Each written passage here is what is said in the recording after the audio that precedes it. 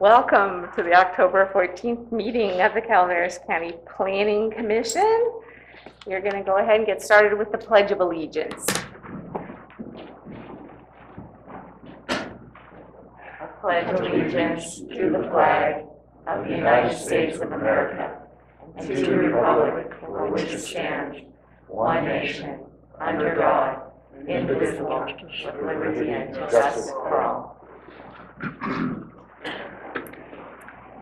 Do we have any staff announcements today? Or agenda changes? Is Gina here? Yes, we do have a couple agenda changes. First off, item number 1 on the regular agenda concerning greenhouse gas emissions inventory and reduction plan. This item was initially agendized as an action item, but it is not an action item, but rather more of an informational item. So no formal action will be taken. In addition, staff believes the discussion on this item will likely take more time than initially thought, and we'd like to request to move it to the end of the agenda. Thank you, because I was going to Can I jump in there real quick, Gina? Sure. I was just talking with Amber a little bit ago, and I think Amber's on with us here. We kind of feel like this might need its own special meeting or a study session itself. We only have an X amount of time with the consultants, and it could possibly go along longer than that. Amber, you want to jump in with your thoughts? Sure. I mean, it's to Gina and the commission's discussion. We can get started today, and if it goes beyond into the afternoon and the consultants need to jump off or not, because they might not be available afternoon, we can extend the item to a future meeting. Is it Gina? Okay to move it to the end of the agenda, Amber? I just won't have the consultant team afternoon. Okay. So as long as our other 2 items go quickly. Gina, one of our other items is going to be continued off calendar, right? Yeah, so item 3 on the regular agenda is a tentative parcel map for Jay Woods. This item will be postponed to a date uncertain due to unaddressed comments from California Department of Fish and Wildlife, in addition to needing further consultation with the biologist. This may result in the recirculation of the CEQA document, but we would like to take a little bit more time on this project. Okay. I'm unclear. Is it clear that the consultant's going to be available for whatever discussion we have on the... Until noon. Oh, well then we probably ought to do it first. Well, I'm just looking at what the other 2 items are. I'm thinking they may not take too long, Okay. and we ought to not have these folks sitting here for the whole thing. Okay. So how does everybody else feel about that? I agree. Do we need a motion on this? Okay, so do I have a motion to move our study session item to the end of the agenda? I make the motion to move the study session to the end. And I'll second that. Do I need public comment on this agenda change? Gina? Certainly, if there are members of the public that have concerns about that, we would certainly like to hear from them. Is there anybody who would like to speak to the possibility of moving our first item, which is likely to entail quite a bit of discussion, to the end of the agenda so we can hear the 2 project items first? Seeing none, we'll close the public comment. And all in favor of the agenda change? Aye. Any opposed? No. Passes. Let's go ahead. And is there anything else, Gina, you need to tell us before we get started? No, I think that's enough. Great, thank you. So we have 1 item on our consent agenda. Is there anybody who would like to remove this item from the consent agenda or has any comments? Nope. Any public comments on the minutes from our previous meeting? Nope. Okay. Is there a motion? I make motion to accept the minutes. All in favor? Aye. Any opposed? None. So we will move on to item 2 of our regular agenda, item 2021-007, conditional use permit for Roger Allen Liberty Guns and Ammo. And Gina, Okay. you're up again. So moving right along, as previously mentioned, this is a conditional use permit for Roger Allen for the business entitled Liberty Guns and Ammo. This is a CUP to operate a gun shop and gunsmith retail business to be located at 49 California Street in Valley Springs. Assessor parcel number 046-011-065 is a 0.34 acre parcel currently zoned C1, which is local commercial, and designated by the County General Plan as Historic Center, and also located within the Valley Springs Community Plan area. The gun shop gunsmith is a retail use permitted in the C1 zone upon approval and validation of a conditional use permit. The purpose of a conditional use permit is to provide the general public with an opportunity to review a proposed land use that is generally consistent with the purpose of the base zone district, but has the potential to cause conflicts with neighboring land use and zoning. Since November of 2018, the applicant has owned and operated Liberty Guns and Ammo at the 10 Nove Way location in Valley Springs, just less than half a mile from the proposed location. The gun shop is a retail business engaging in the sales of firearms, accessories, and ammunition, in addition to performing customary gunsmith work for clients. This business will require the operation under a federal firearms license. The project proposes to locate within the existing 2,000 square foot 1950s retail building. Parking consists of parallel parking in the front of the store, in addition to parking in the existing small parking lot between California Street and State Highway 12 out in front of the business. County code ties parking requirements to conversions and new development. Since this project is neither, no new parking requirements will be imposed upon this project. The Valley Springs Community Plan encourages the use of shared parking, and where practical, parking in the rear of buildings and out of view from State Highway 12 and 26.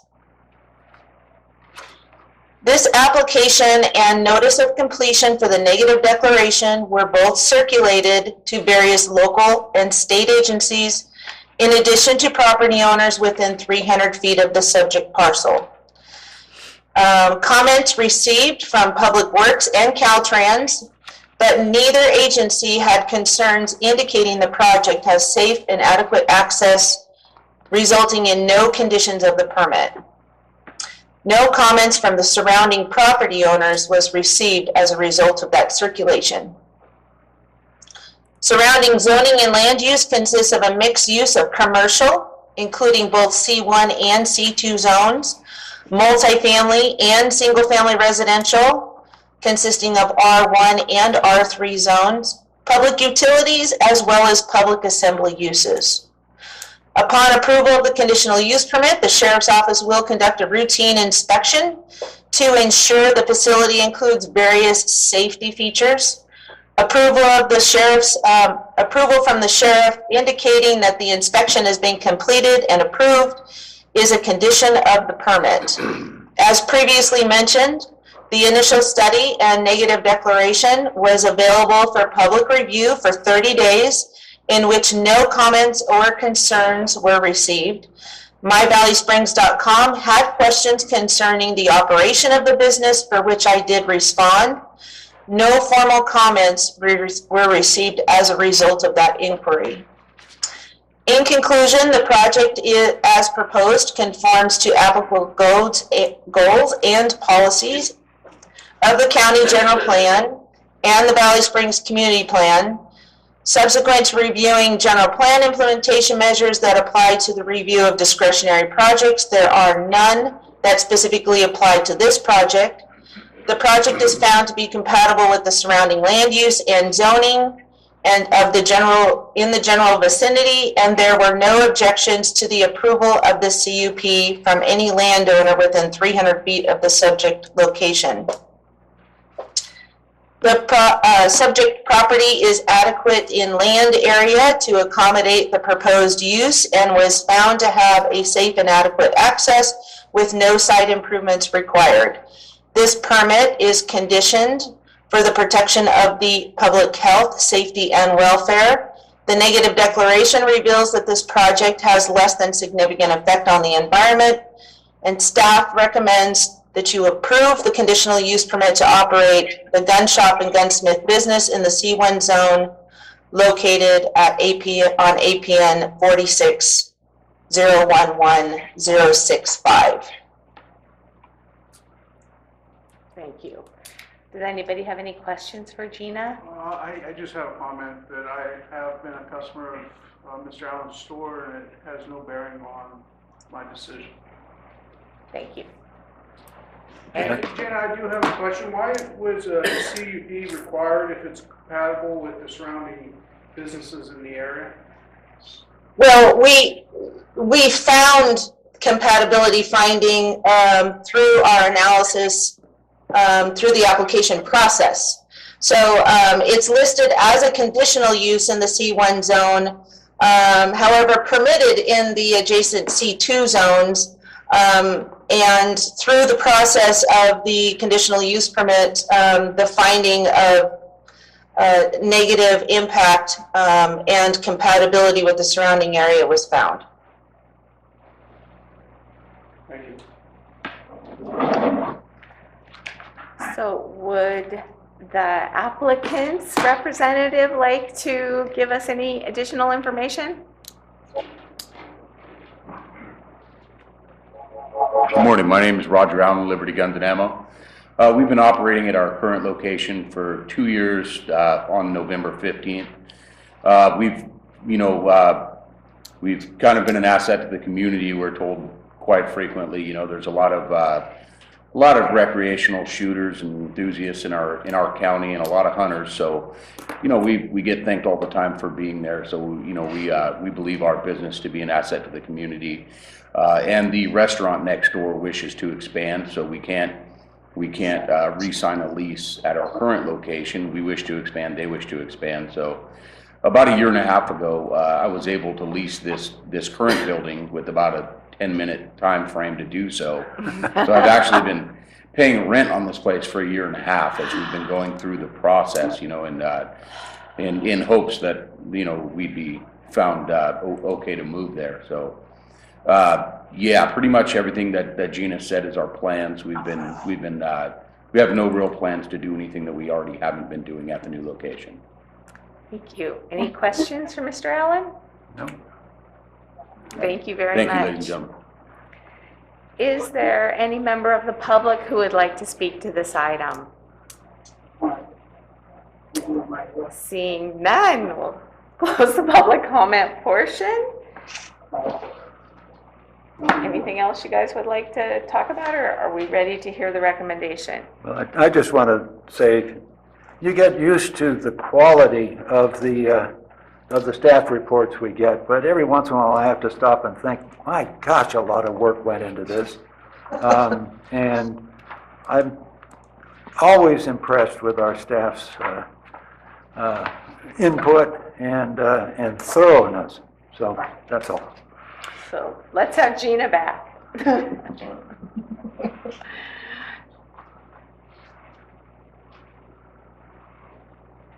Gina, you want to read us the recommendation?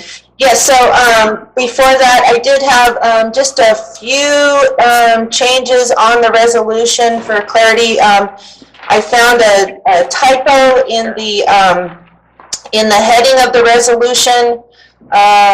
The reference was to, it should read retail firearms and gunsmith business in the local commercial zone. There was a misspelling of the word commercial, so that got changed. Yeah.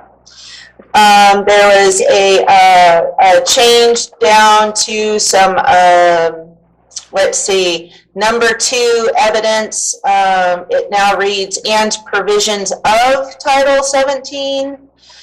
And then I just added down under the evidence of number 2 evidence, the very last sentence, we added some language for further clarification. The last sentence reads, the existing C1 zoning of the subject parcel is consistent with the historic land use designation. And I added, comma, and the proposed use is permitted in the C1 zone upon approval and validation of a conditional use permit. So those were the changes that I made to the resolution. Does anyone else have any other changes? Well, I'd suggest, since we didn't have any public testimony, that you eliminate Oh. from the Yes. third whereas, the public testimony. Okay. And then in the version that we got, where there was a bracketed entry, second line from the bottom on page 1, the JM1 Right. bracketed thing just needs to come Okay. up. I'm scrolling down there. Where are you? Oh, number 2 under evidence, third line under evidence.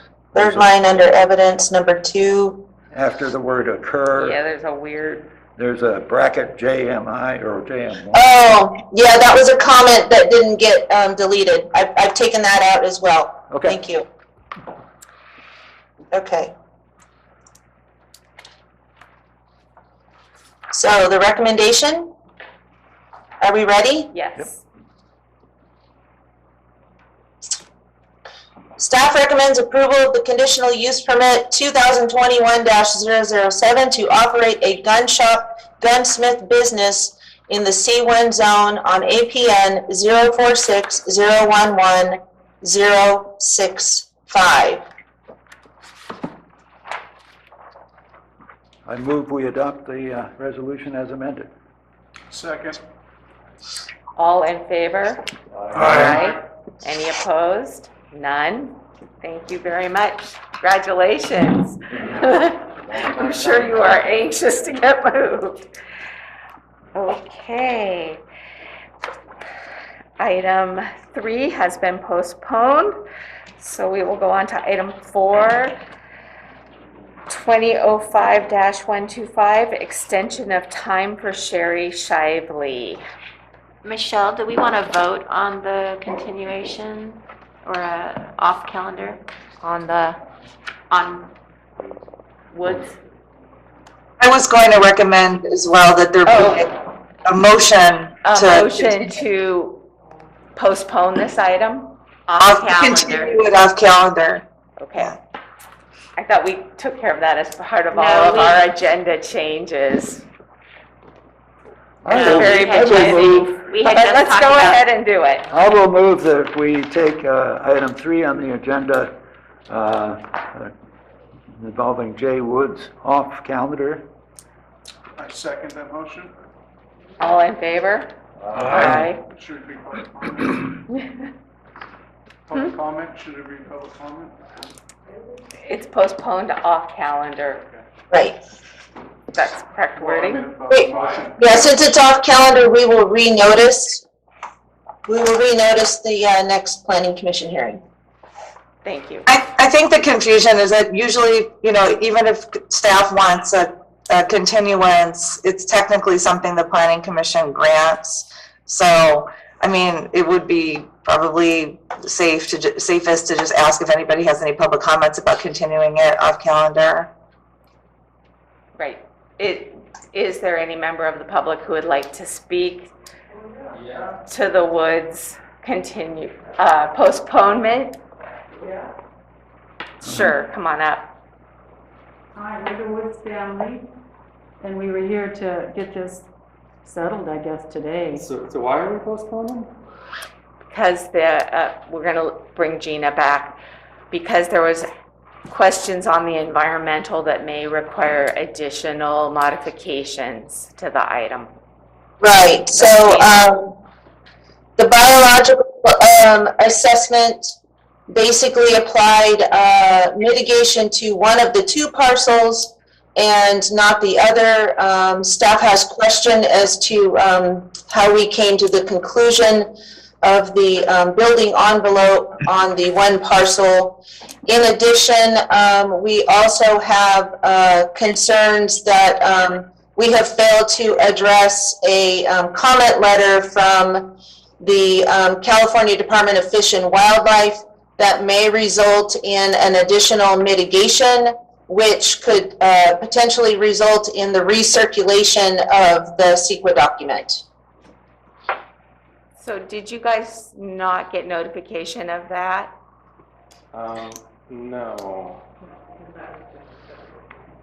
I honestly don't even know what any of that stuff means. But I mean, I've been trying to do this for like 2 years now. I feel like it should have been adequate time to get all this together. And I'm not like trying to build a subdivision over here or nothing. I'm just trying to draw a line on a piece of paper. It's my grandma's property, and she just wants to split 5 acres off of her existing 15.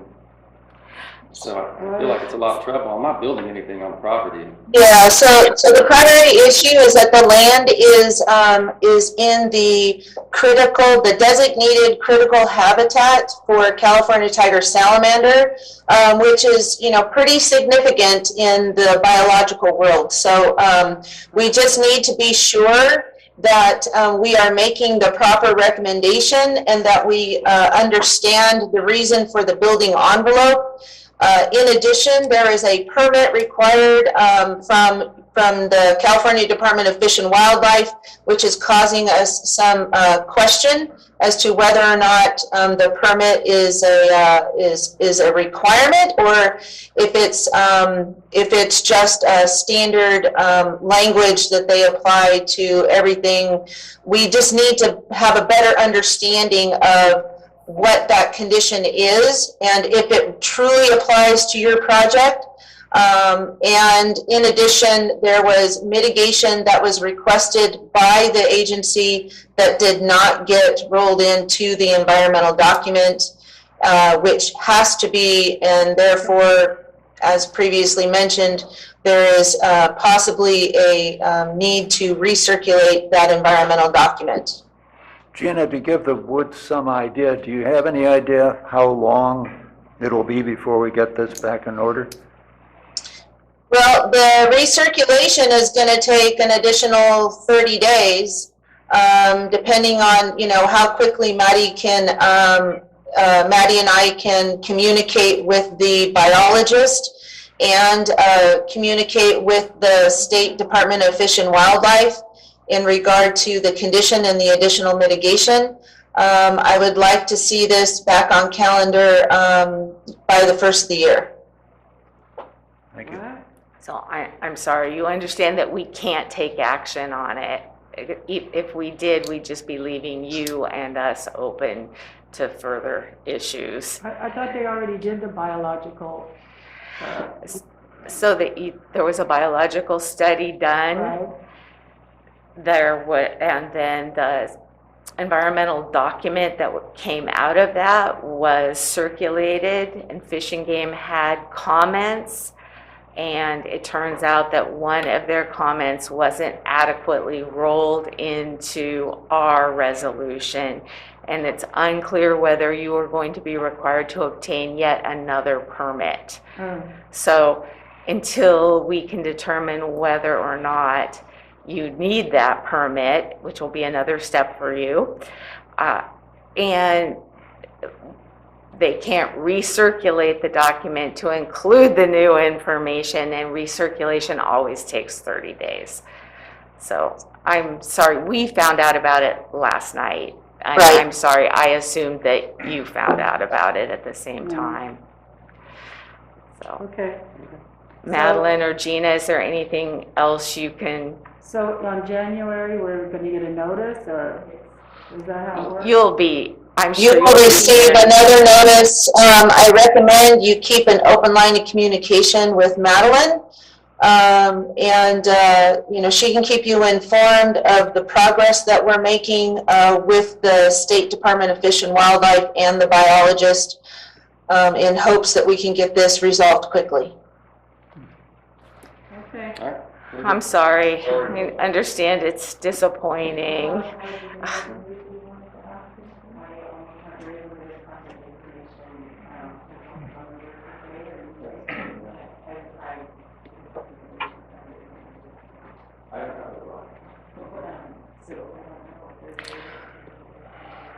So while they speak about that, I think we should go ahead and take an actual vote on postponing this, hopefully until January. So we had a motion and a second, all in favor? Aye.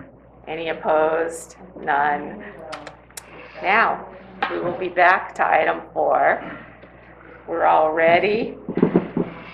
We'll give maybe take about a 2-minute recess here because I believe we need Madeline for item 4. Oh, yeah.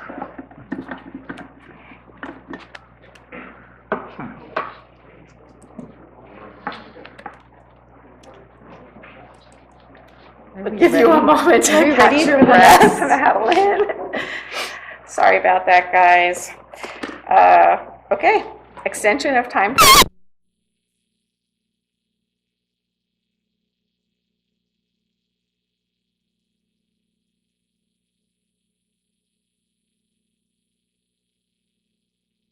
Oh.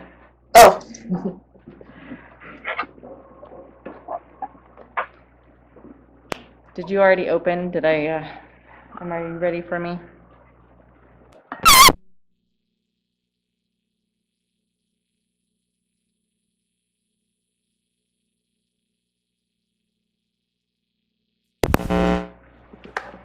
Nobody move. Mike's wrong. Yours is up.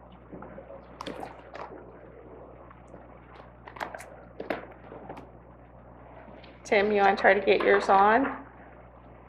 Your mic? Oh, it was. Why You not? want yours off on purpose? Okay. Yeah. Are we set? Does Madeline have sound? I don't know, do I? Okay. And you can hear me okay through my mask? Pretty well. Not really. Not really. A little. You can take it off. Right. Hardly anyone Thank in you. here. Okay, good morning, everyone. So this is a request for a 1-year extension of time from Sherry Shively to extend the expiration date of approved tentative parcel map 2005-125. The subject parcel is APN 048018030, is 80 acres in size and is located at 5816 Highway 12 in Wallace. The map was approved by the board on May 1st, 2007 to divide the parcel into 4 parcels at 5 acres minimum each, with a remainder of 60 acres. The initial approval in 2007 was for 36 months to complete the conditions of approval necessary to record the map. In addition to the initial 36 months, the map qualified for 7 years of automatic extensions granted by the state through several Senate and Assembly bills. Thus, the map was set to expire May 1st, 2017. Nearing expiration, all the conditions necessary to record the map were not completed, so the applicant filed a request for a discretionary extension of time to extend the expiration of the map for 3 additional years. The extension request went to public hearing on June 8th, 2017, during which the Planning Commission granted a 2-year extension, making the new expiration date May 1st, 2019. This second time extension request was submitted on April 26, 2019 for an additional 2 years. Planning Commission again found that the applicant had demonstrated a good faith effort to meet the conditions of the map and approved the 2-year extension on June 25, 2019 at a public hearing, making the new expiration date May 1st, 2021.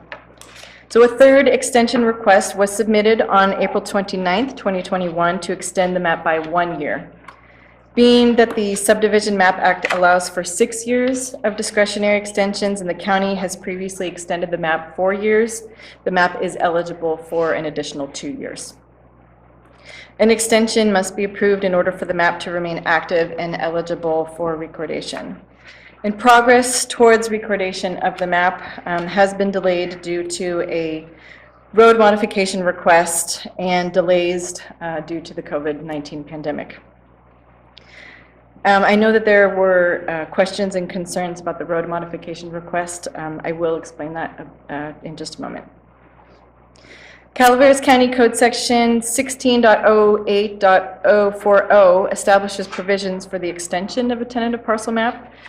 Pursuant to that section, upon application of the subdivider filed prior to the expiration date of the approved or conditionally approved tentative map, the time at which the map expires may be extended by the Planning Commission for a period or periods not exceeding a total of 5 years.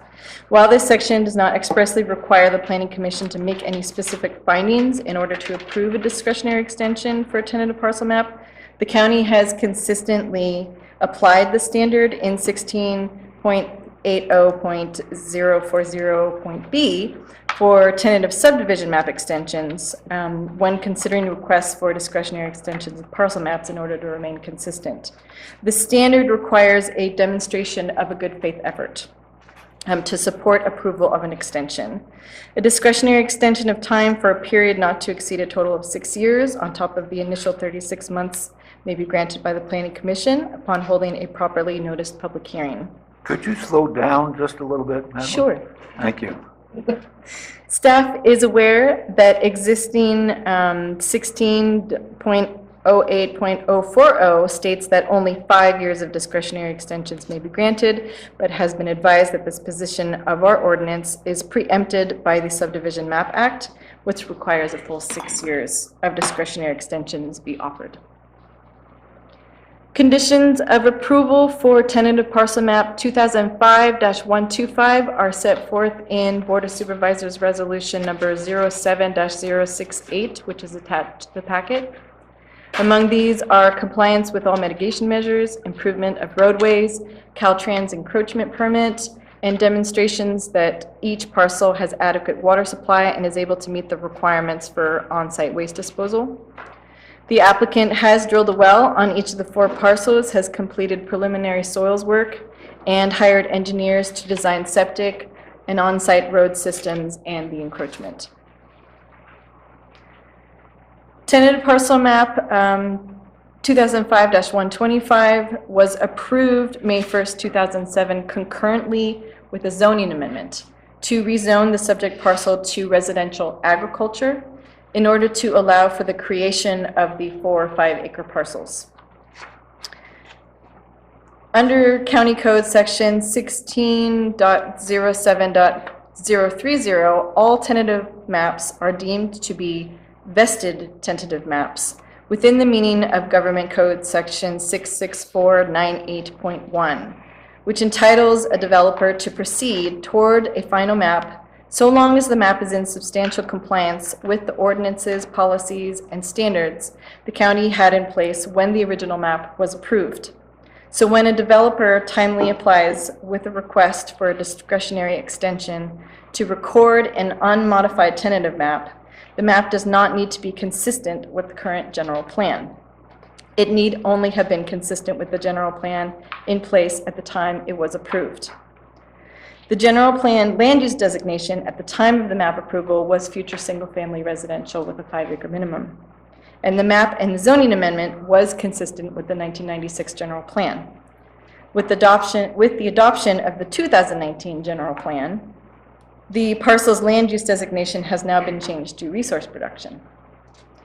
Subsequent to the adoption of the 2019 general plan, the Board of Supervisors approved the county-wide zoning map update on March 9th, 2021, which rezoned the parcel to A1 general agriculture in order to be consistent with the updated land use designation of resource production. As the applicant made a timely request for an extension, the map is still active. that the tentative parcel map is not consistent with the current general plan, but is consistent with the general plan in place at the time vested rights accrued. The 5-acre minimum allowed in the prior land use designation of future single-family residential still applies. Therefore, the 4 5-acre parcels which will be created at the time of map recordation will be zoned A1 and will be considered legal non-conforming. So with regards to the modification, the government code section specifically states an unmodified map, which, being that we have a pending application, if you will, for a road modification, is a bit confusing. We received an application in August of 2020 from the applicant to modify one of the conditions from Public Works regarding the required improvements to the proposed access road. The requests for the modification didn't give planning staff enough information in order to meet the findings that are required in order to approve a modification. And that's in code section 12.02.380. Staff had requested more information, but it has not been received. Subsequently, the county received the extension request and determined that it was consistent with Government Code 66498.1. The modification request has not yet been taken forward to a public hearing with a recommendation for denial, nor has it been withdrawn. So technically, it is still pending. And following this hearing, we will work with the applicant on how to proceed with that request. An initial study and mitigated negative declaration was prepared for the original approval of the tentative parcel map and adopted by the board on May 1st, 2007. The project has not changed. Therefore, the mitigated negative declaration is still adequate. This extension of time request has been routed to all responsible agencies, and none had any objections or concerns. And while there is no specific finding required to be made by the Planning Commission in order to grant an extension of time for this tentative parcel map, it is apparent that the applicant has demonstrated a good faith effort to meet the conditions. Though the applicant previously received extensions, unforeseen circumstances regarding the COVID-19 pandemic has significantly delayed the applicant's ability to complete the remaining conditions of the tentative parcel map and record the map. And I believe the applicant is here today, and her engineer, Robin Peters, is joining us via Zoom if you have further questions, especially with regards to the road modification. I'm sorry, I just wanted to make one clarification. The word unmodified map didn't come from the government code. The position that staff is taking came from research of legal issues under the Subdivision Map Act.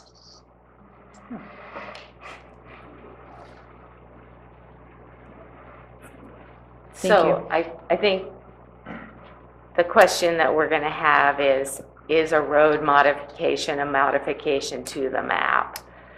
So Julie, is that something you're going to be able to speak to? So the road modification is not something, when I spoke with staff, that wasn't being addressed today. Staff's understanding of what's allowed and what isn't when it comes to a new, an extension, a discretionary extension of a map after a general plan update is that, and then I'm just looking at also the practices of my colleagues. Most of my colleagues, there is no case law under this in the Subdivision Map Act, but it appears that an unmodified map facing a discretionary extension, what's typical is that they are allowed to comply with the prior land use approvals in place. But a modified map, a modified project would be a new project essentially and would need to conform with the current general plan and current zoning. So that was the result of, that's our recommendation based on legal research. It's not something that's addressed directly in the Subdivision Map Act. So we understand, we understand that. The question is, what constitutes a modification to the map? would the road modification request constitute a modified map if it were granted? Exactly. I think if we have to change a condition to the map and actually change a condition of approval, if it's at that level, as opposed to something where the Public Works could say it's in substantial conformance without a change, I think that would probably be the litmus test that I would recommend. Right. So the answer is yes, that would be a modification? No, I think what Julie's saying is it's whether Public Works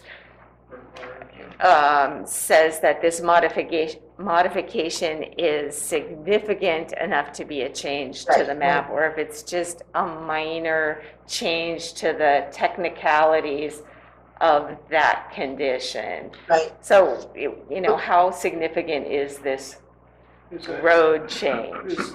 We will be further evaluating that modification request Right. in regard to everything that's come to light. So, you know, that's something that we, as previously mentioned, is not a matter of discussion today. So the action before you today is simply, do you want to extend this map one additional year without consideration of the modification at this point? Well, but I think that, We have Yeah. to take that into account because Yeah. it's stating unmodified map, so we have to take modifications into consideration. No, they actually have one additional year. So if you grant her an extension this year, and worst case scenario, we cannot make the finding that the road modification rises above the level of what we consider to be a modified map. She does have other options in that, she could reduce the number of parcels that she's actually requesting to create. It is an 80-acre parcel. She could just, revise that map to 240s. We're just we just need some additional time to be able to work with the engineer and Public Works to make a determination as to what that is. But again, she's got an additional year.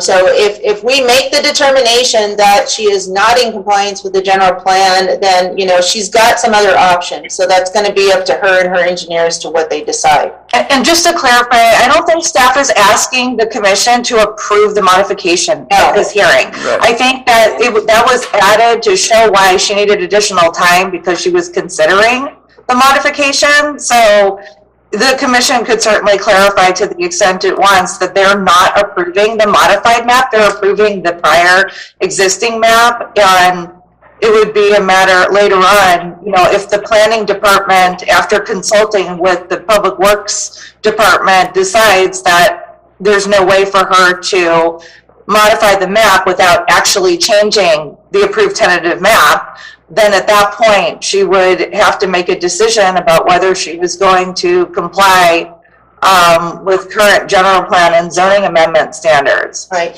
And just so you know, this is not the end. It's not that we're going to, leave this hearing and just make these decisions on our own. A modification to a road standard has to come back before you, the commission. So it's not an administrative decision. We don't have the ability to just take that action upon ourselves. That is something that will be brought back before you, the planning commission, for you to consider. so if I understand it, the staff's position is this is an unmodified map as of now.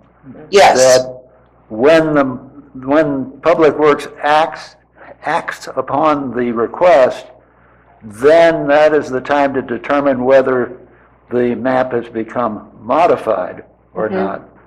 But as of now, the fact that there's a pending request for modification should not affect our determination today. We're just looking to good faith and treating it as an unmodified map. Is that? Yes. Right. So I think we should ask the applicant to speak so she can explain what her thought is. Ms. Madam Shively, Chairman? is she here? Robin, Madam are Chairman? you speaking for her? Yes, thank you. Okay. Hi, let's get Robin up. Thank you very much. As you might imagine, now regret submitting that request for a road modification.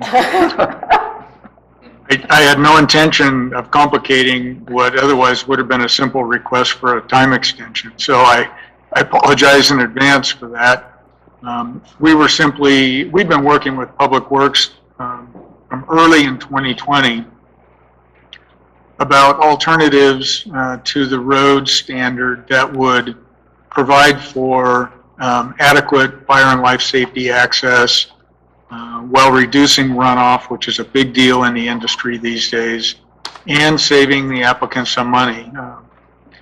And we worked through early 2020, and then, of course, the pandemic overturned, everything and sent everything sideways. So we came back late in the year with a formal request.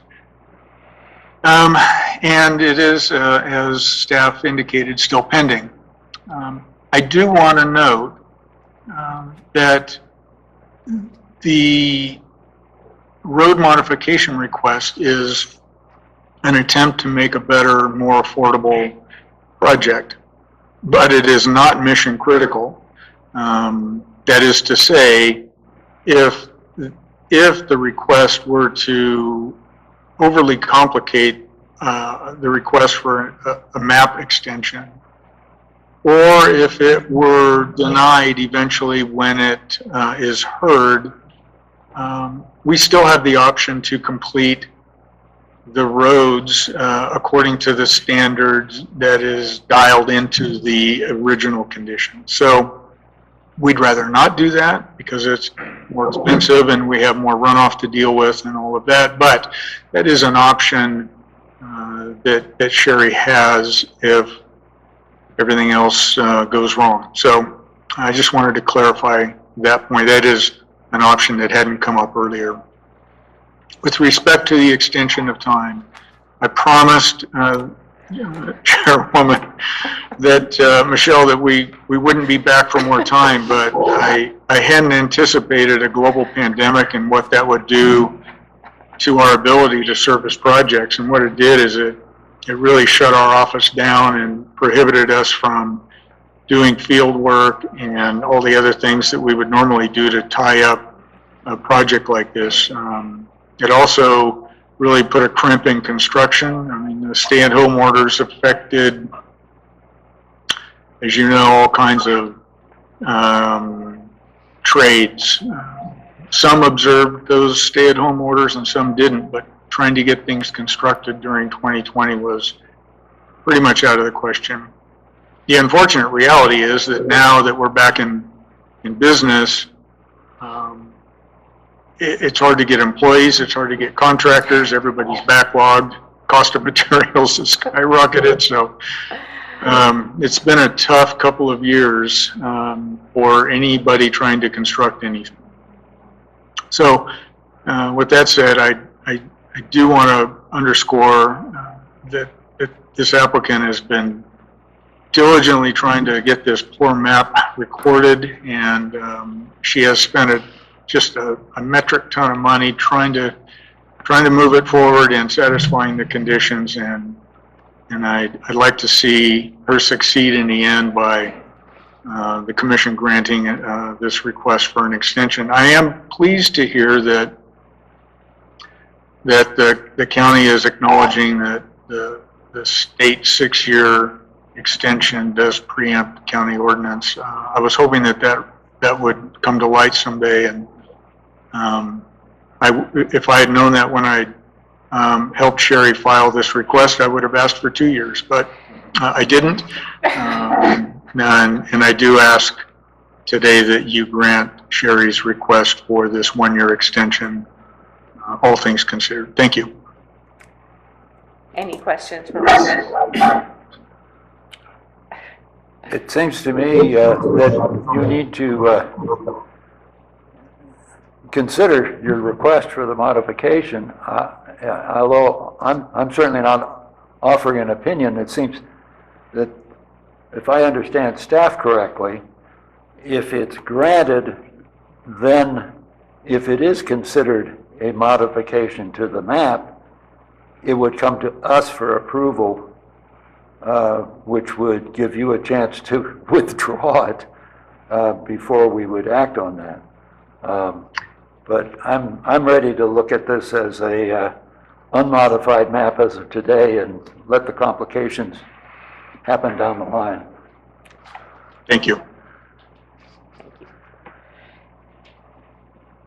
If there's no other questions for Robin, I'm gonna see if there's any member of the public who would like to speak to this item.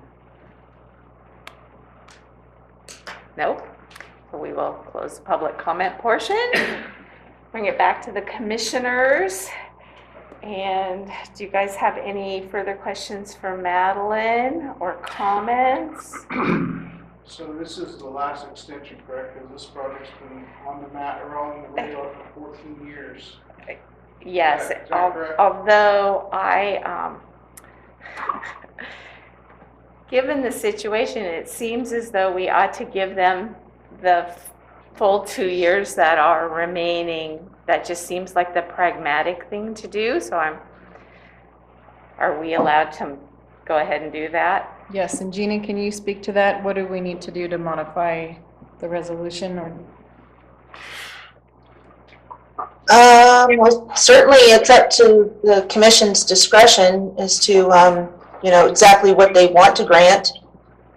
Well, we can discuss They, that. if they want to make a recommendation for 2 years, where we can modify the resolution to accommodate that. I got a quick question. What would happen if they didn't complete the project after the extension or the 2 years? Would they have to start the process all over, recirculate CEQA, all that?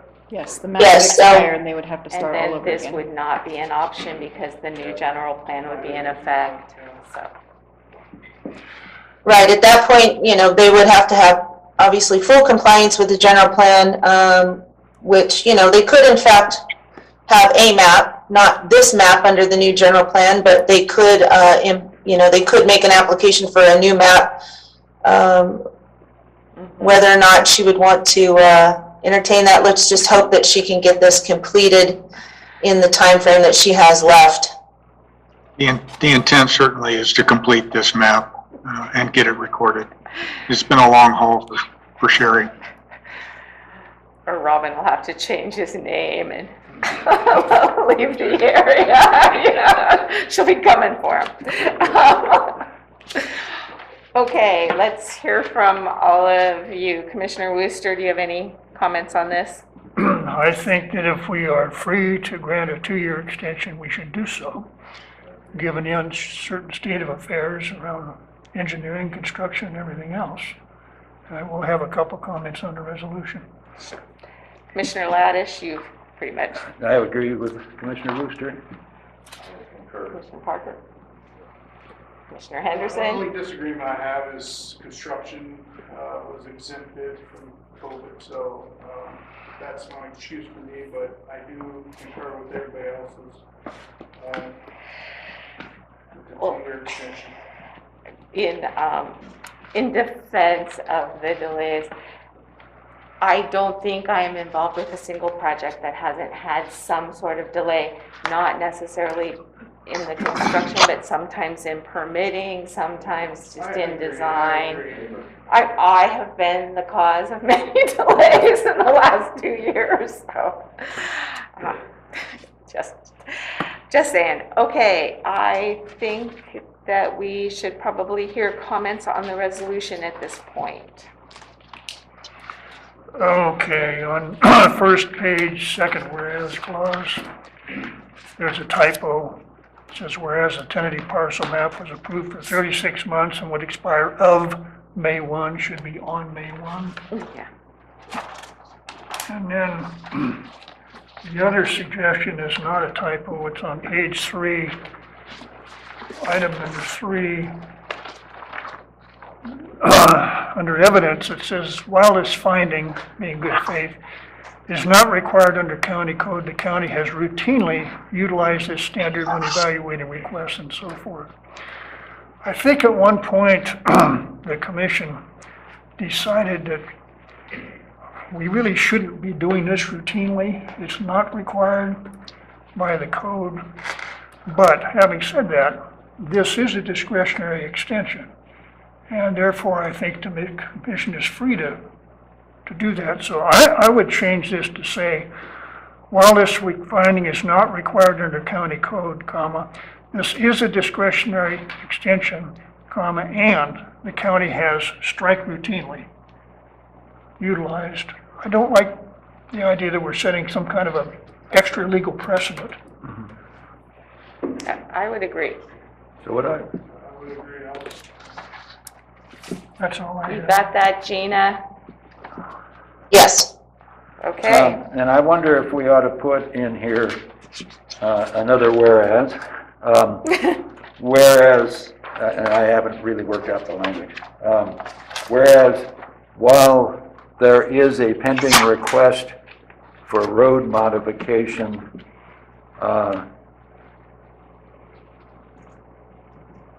this matter comes before the planning commission as an unmodified plan. Just to make it clear that we're seeing this as an unmodified plan. Yes. If I you have any, understand what you're getting at. yes, if you have any suggestions for Yeah. wording, that'd be great. Would that be necessary? Because, I mean, it's, even though it's pending, it's not a condition. I think it's because we need something that says, whereas the commission is aware that there is a Yeah. pending road modification request, this extension is granted for the unmodified map currently before us, Yeah, something like That that. takes it out of the whereases, but. It would, yeah. put it in I don't know what- resolution. Gina, you want to take a stab at that wording, because we're making a mess.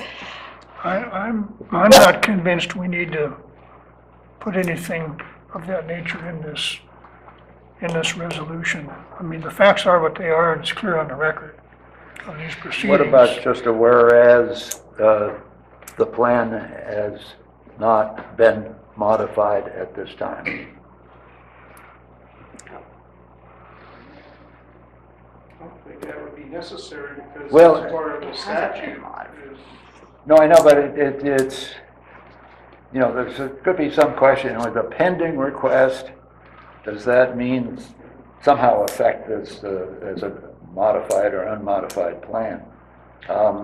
And if we just make it clear that we're seeing this as an unmodified plan down the line, that might make it clear. All we're approving is just an extension, correct? Nothing within that, so I think that would just Maybe it could, unnecessary. I think because there's been so discussion and we're aware of it, it's in the report, that it would be a good idea to just clarify if it's an extension of the current unmodified map. Maybe we can Okay. just say that. Yeah. Do you simply want to just add the word unmodified before tentative parcel map 2005-125 under the whereas as reads on April 29th, oh wait, sorry. Where are we? Proposed project located in real property. Planning Commission considered all the information presented to the duly noticed hearing. Oh. Let's do it under the be it therefore resolved. Yeah. Yeah. That the Planning Commission approves the request for 2-year extension of time for the unmodified tentative parcel map 2005-125 based on the following findings. Perfect. Yay. Okay, so everybody. Everyone's happy, we're ready to hear the recommendation. Well, on the resolution, on the change 1, 2, 4, 5. Did you want to add that second year? 8, on the 8, whereas down where it says April 29th, that would have to be changed to 2 year. Right. I'm sorry, Commissioner Henderson, can you just speak into your micro? I can't hear you. Sorry about that. That's okay.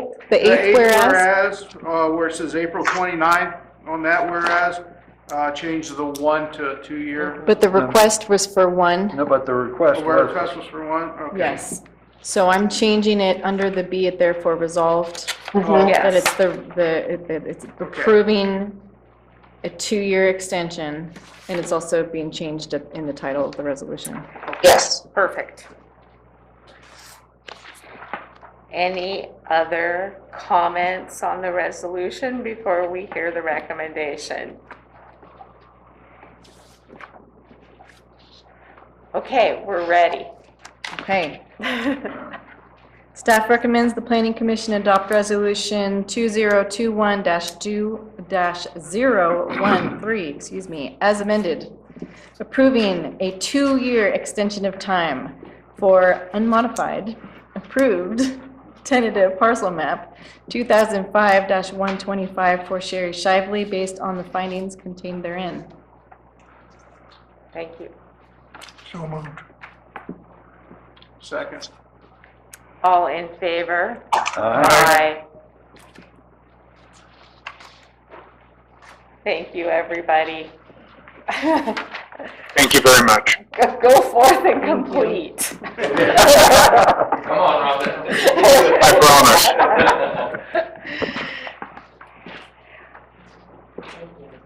You're welcome. Short Do break? we need a break before we start the Yes. study session? Yes, 10 minutes? yes. Okay. I'm serious this time about the 10-minute break. You can turn.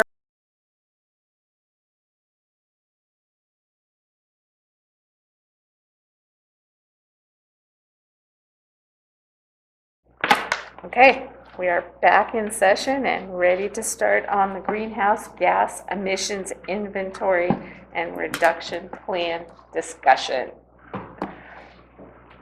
An educational opportunity.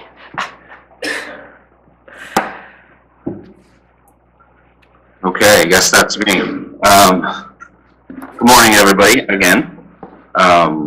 As you mentioned, today is a presentation from Sierra Business Council regarding the greenhouse gas emissions inventory.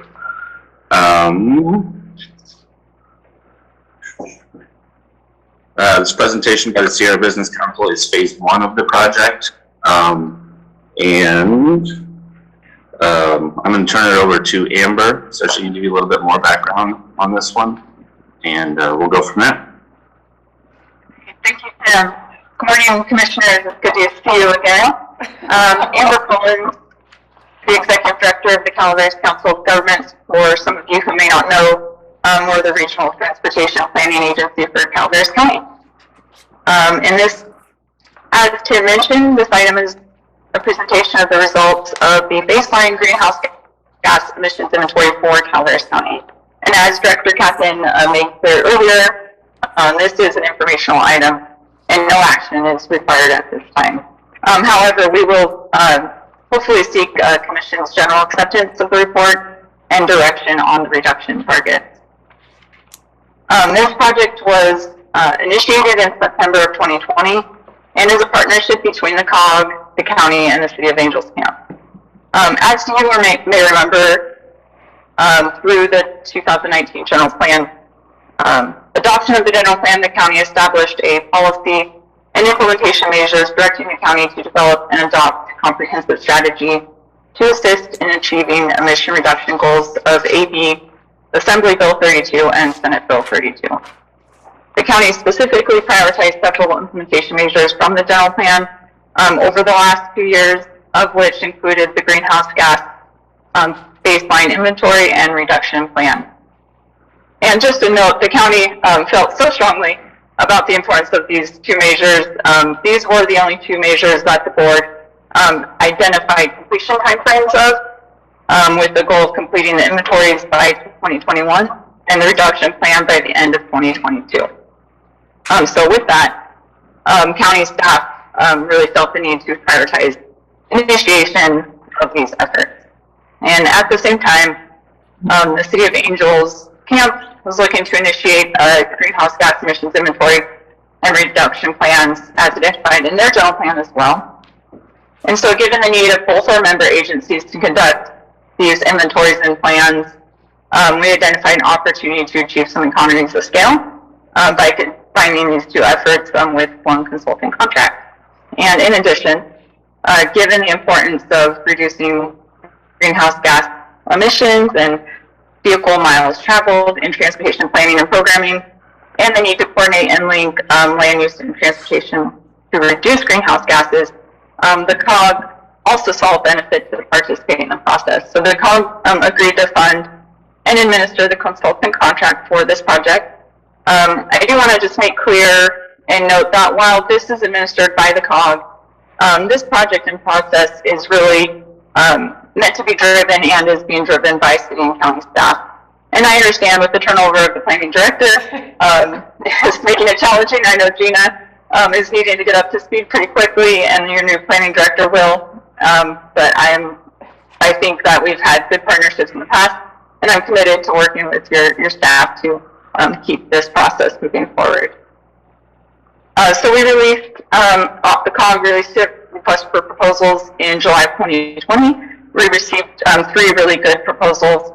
A review committee of the COG, county, and city staff selected Sierra Business Council, who was really the most qualified and had extensive experience and expertise in conducting greenhouse gas emissions inventories and reduction plans, and specifically for rural jurisdictions such as Calaveras and Angels Camp.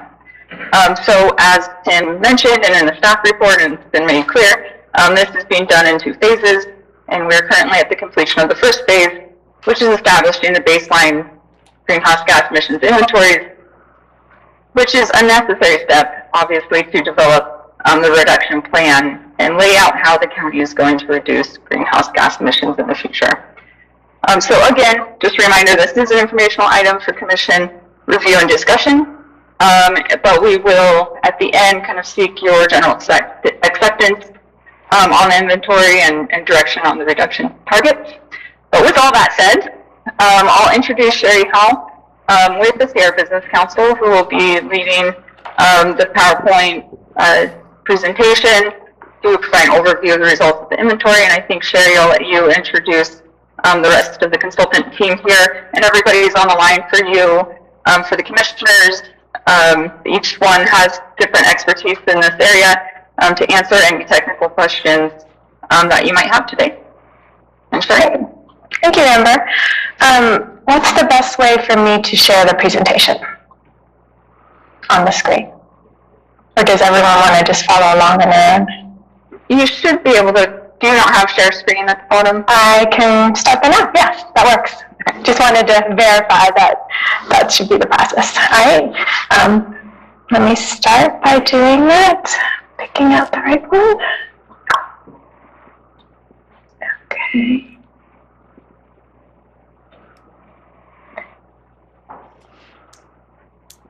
So if I hit present, does that actually become full screen for everyone?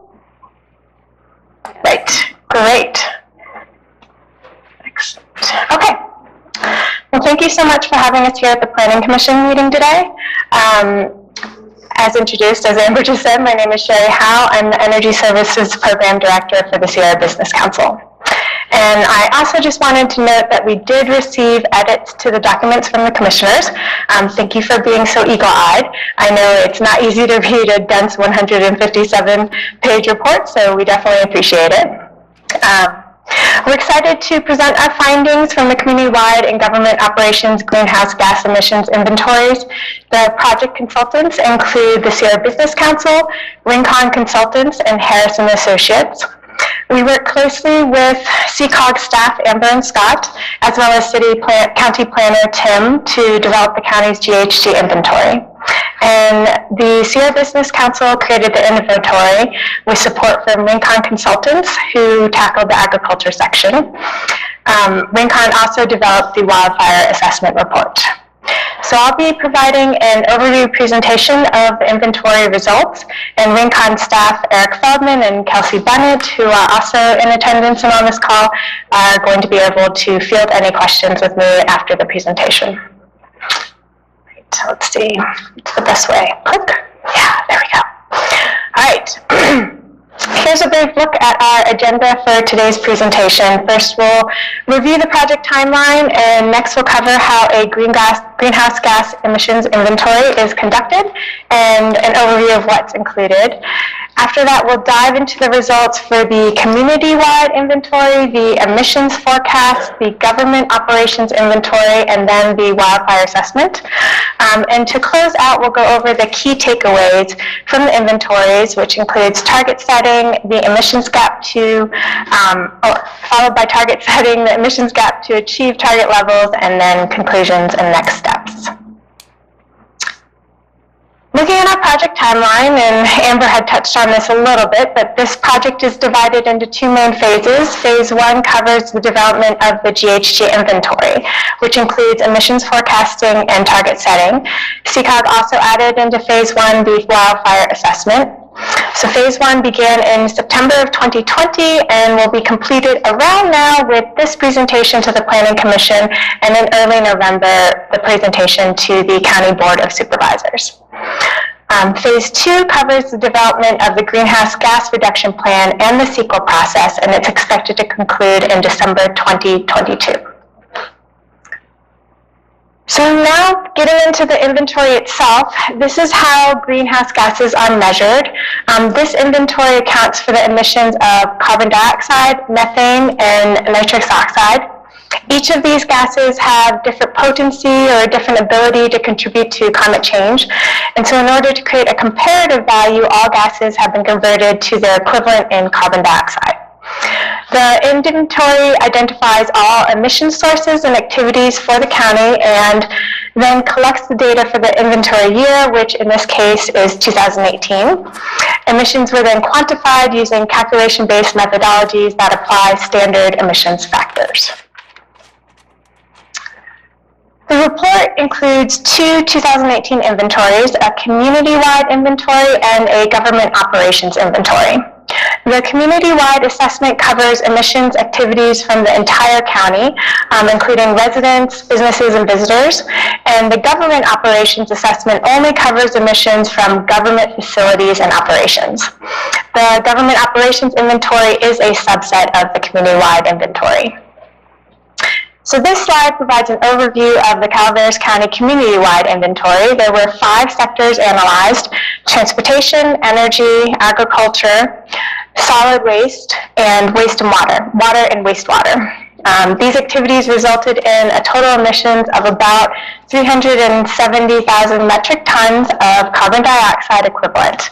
And this equates to a per capita emissions value of 8.3 metric tons of carbon dioxide equivalent. So in 2018, transportation was the largest source of emissions at 67%, followed by energy at 15% and agriculture at 14%. So now we'll dive a little deeper into each sector. Transportation was the highest GHG emission source in the county at 67%, and it included on-road transportation, which was the primary contributor of emissions. It also included off-road vehicles and equipment, recreational boating, and aviation. Energy was the second highest emission source in the county at 15%, and it consisted of both residential and commercial building energy consumption. So this included emissions from electricity usage and its corresponding transmission and distribution losses, natural gas usage and its corresponding natural gas leakage, and other non-utility fuels like propane, wood, fuel oil, and kerosene. Propane and electricity use were the primary contributors for this sector's emissions. Agriculture emissions, the next highest source, was at 14%, came from livestock farming and crop farming, primarily vineyards. The primary emissions contributor was livestock enteric fermentation, which produces methane, but emissions were also produced from crop liming application, nitrogen fertilizer application, and manure management. And the last two community-wide sectors are solid waste and water and wastewater, which came in at 3% and 1% respectively. Solid waste emissions stem mostly from landfill waste, also included transportation to the landfill and in-boundary landfill gas flaring. Water and wastewater emissions, highest contributor was from wastewater lagoons and included energy use and wastewater treatment processes. So for the community-wide emissions data, forecasts were developed to provide an estimate of future emissions in both for each sector and in total. There are two forecasts created, and the business as usual forecast is shown here, and it's projected out to 2045. The business as usual forecast assumes no changes or variables that might affect emissions over time. So this does not account for any local, state, or federal policies that could impact future emissions. Growth rates were calculated using projections of population and employment rates, VMT, vehicle miles traveled projections, and several other indicator values. The 2045 forecast results project an increase in emissions of 10.8%, which equates to a little over 400,000 metric tons of CO2 equivalent. We also developed an adjusted business as usual forecast for the community-wide GHG emissions data projected, again, out to 2045. The adjusted business as usual forecast does account for emissions reductions resulting from legislative action. So this means it included statewide vehicle standards, vehicle fleet standards, and renewable portfolio standards. Under the adjusted business as usual scenario, by 2045, emissions are projected to decrease by 18.5%, and this equates to a total of 300,000 metric tons of carbon dioxide equivalent. As mentioned previously, two inventories were developed, the community-wide and government operations, where the government operations inventory data is included within the community-wide inventory. And the government and operations assessment covers emissions from county buildings, energy use, waste production, and vehicle use. These are the results from the government operations inventory. The largest sources of emissions are the county's vehicle fleet at 44% and employee commutes at 39%, followed by energy used at the buildings and facilities at 12%. And these activities resulted in a total emissions of almost 4,500 metric tons of carbon dioxide equivalent. So the vehicle fleet emissions were primarily from on-road diesel vehicles, but also included on-road gasoline vehicles and off-road diesel vehicles. And the employee commute emissions stemmed mostly from gasoline vehicles. Emissions from building energy use comes primarily from natural gas and secondarily from electricity. And solid waste emissions were generated from landfill emissions, gas flaring, and waste transport. So this Calaveras County GHG Inventory and Reduction Plan project also included a wildfire report, which was conducted by Rincon Consultants. This wildfire assessment includes an analysis of the carbon storage inventories of the county's working and natural lands. And this was found to yield a total carbon stock inventory of 74 million metric tons of carbon dioxide equivalent. Other key findings include an analysis of the potential greenhouse gas emissions from wildfires, which is calculated to be over 8 million metric tons of carbon dioxide equivalent. And the report also provides a wildfire climate change vulnerability assessment and best practices regarding wildfire impact reduction. And what it found was that forest management can have a significant impact on reducing the severity of wildfires and can reduce the GHG emissions potential by 57%. So as a recap, the key takeaways from the 2018 Calaveras County GHG inventory are the largest source of community-wide emissions was the transportation sector at 67%, followed by the energy sector at 15% and the agriculture sector at 14%. The largest source of government operations emissions was the vehicle fleet sector at 44%, followed by the employee commute sector at 39%. And the forested land in Calaveras County has an emissions potential of over 8 million metric tons of carbon dioxide equivalent from wildfire impacts. So a critical part of climate action planning is setting greenhouse gas emissions reduction goals and targets. And these targets help guide local governments, like the county, in developing and adopting energy action policies and programs. They also provide a performance metric by which progress can be measured. California has set statewide emissions targets, and these include Senate Bill 32, which specifies a target of 40% below 1990 emissions levels by 2030, Executive Order S305, which is a goal of 80% below 1990 levels by 2050, and this order, though, was superseded by Executive Order B5518, which aims for carbon neutrality by 2045 as the baseline goal. So in order to evaluate Calaveras County's ability to meet these targets, a backcast was conducted to estimate the 1990 emissions, and then target lines for all these three goals, SB 32, EOS 305, and B5518, were added to the business as usual and the adjusted business as usual forecasts for reference. And the emissions gap is the difference between the forecasted emissions and the target values. So when Calaveras County considers what target to adopt, it also is good to keep in mind that to comply with CEQA requirements, jurisdictions should meet or exceed SB 32. For reference in assisting the county on selecting an appropriate emissions reduction goal, this is a table of nearby jurisdictions and their approved targets. So it includes the City of Merced, Placer County, San Joaquin Valley, City of South Lake Tahoe, Town of Truckee, and Tuolumne County.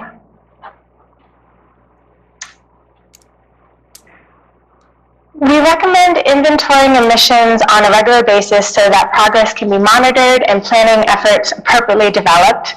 But as we enter phase 2 of this project, the consultant team will continue to work with CCOG and the county to develop GHG emissions reduction measures and the plan, as well as a CEQA analysis.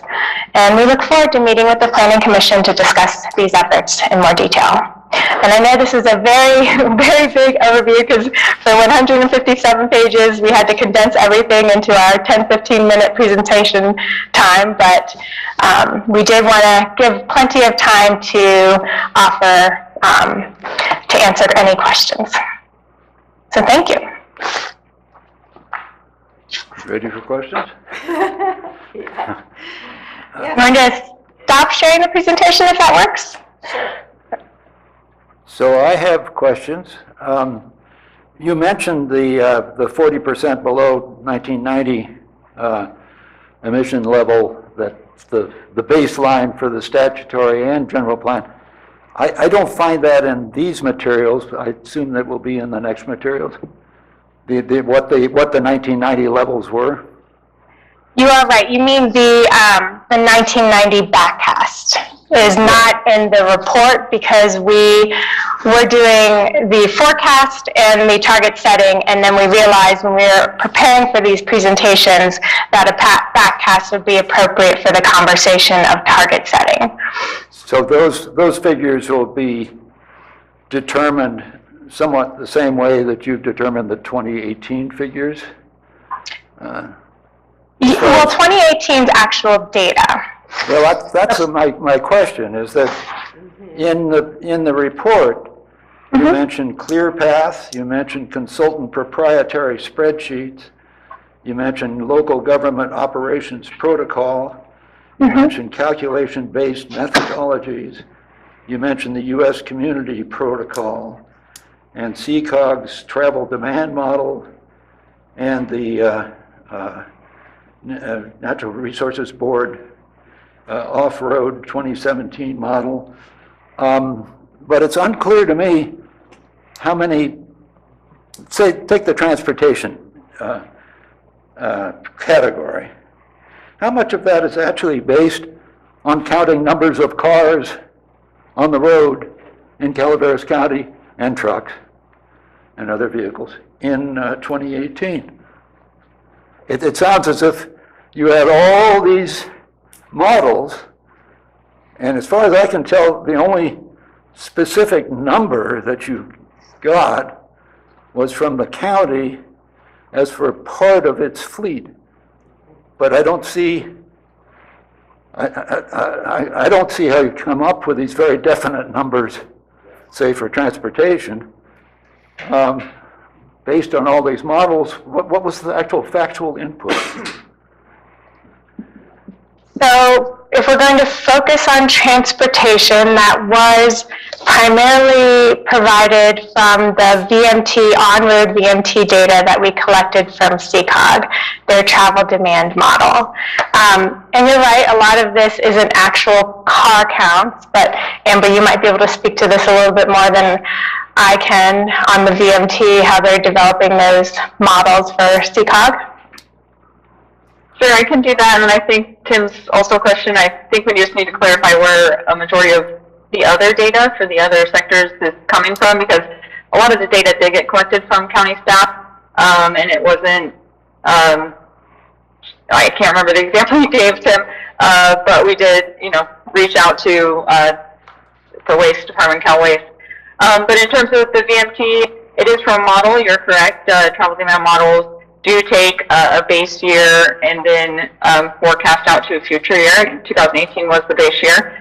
So we actually have another effort where we did a pretty comprehensive inventory of VMT, and we used streetlight data, which actually takes cell phone data and records actual VMT to and from and through the county. So we did actually verify actual travel, VMT counts on our roadways.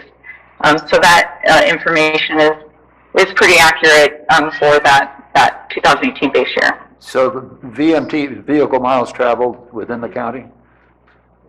And to, from, and within, yeah. And so you had all the information, and it was mainly from cell phones? Is that what you're saying? Correct. That's how Streetlight, which is a very specific source, that's how they track that data. Very disturbing. And to piggyback on what Amber said, thanks for going into more detail about the VMTs, Amber. For electricity data, we gathered that data directly from PG&E in terms of electricity use and natural gas, as well as CPPA. And fuel and residential, some of that is projected out from data sources, so they're not exact, but they are scaled to our region. Transportation we just talked on, solid waste that was collected directly from the landfills, so that data I think Tim helped us collect from the county landfills and the transportation estimates for that. Water and wastewater, again, we did collect that from the water agencies themselves. I'm mentioning the water agencies. There's one point in here where the report talks as if the Calaveras County Water District is the only water district in Calaveras County, and that is not accurate. I can give you a page as we go through this. Okay, great. But as far as you mentioned the waste, energy from waste. So what we have in here is a list of various landfills. I take it that those are landfills, and the amounts that are given there are Calaveras County waste that were taken to that landfill, those landfills? Correct. Okay. And was any out-of-county waste brought into Calaveras County? I don't believe so, and if it was, it shouldn't have been counted in here. Tim, do you happen to have a more exact answer about that? But we can also dig it up and find that response? I do not have a more exact answer. I think that was information that Peter provided prior to his departure. I wasn't involved with the landfill stuff as much as I was involved with the county transportation and vehicle fleet. So, isn't there a danger of other counties, say if it's taken to Alameda County, are they eliminating the emissions from Calaveras County waste from their figures? Is this a coordinated thing statewide? Should be, yes, but I think you're concerned that there might be double counting here. Right. Is what. We will double check it. I'm pretty sure that is not, that is accounted for, and so double dipping is not, or double counting does not occur. Okay. On page 22 of the report, note 23, emissions from cannabis cultivation is not included. And that's something that can be determined by GIS. I'm just curious as to why, this is a significant crop in Calaveras County, why it's not included in the agriculture. Well, I will say their energy use and their water use was captured in the community-wide data, but I'll let Eric and Kelsey field the ag question.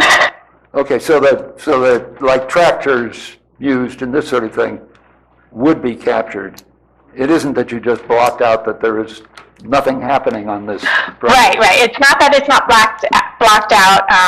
It's just that we wanted to put a note in there because we know that that was something that Calaveras County has discussed a lot before, that that it wasn't included in the ag, but it is captured in other general uses, like on off-road transportation, in this case for tractors, or water and energy use. And it could be that, as the Appendix M makes clear, that the crop emissions, the things that are included in there may not apply to cannabis. But Appendix M itself does not exclude cannabis, as far as I can tell from it. So it was unclear to me whether the main report and Appendix M were coordinated on the inclusion of cannabis. So the ag emissions were based on the information that came out of those county level reports, specifically the USDA's National Agricultural Statistics Service and the county level crop report for Calaveras County. And I don't believe in the 2018 crop report cannabis was included. And so therefore, since that was not included in the crop report, it has not been addressed as part of the 2018 agricultural emissions inventory. Because according to the crop report, it didn't exist in 2018, according to your county crop report. Okay, now you mentioned emissions occurring within the county and those occurring outside the county for use inside the county. Now, is that electrical, the emissions that are attributed to electrical use? Is that an example of that, where the actual emissions at the power plants outside the county are treated as part of the emissions in Calaveras County? Again, we have a double counting question. So you're asking, just so I understand your question, well, let me be a little clearer. The page 22 of the report says that there are those emissions originating outside the county for use inside the county, and I was just trying to get a handle on what you meant. let me find that exact sentence.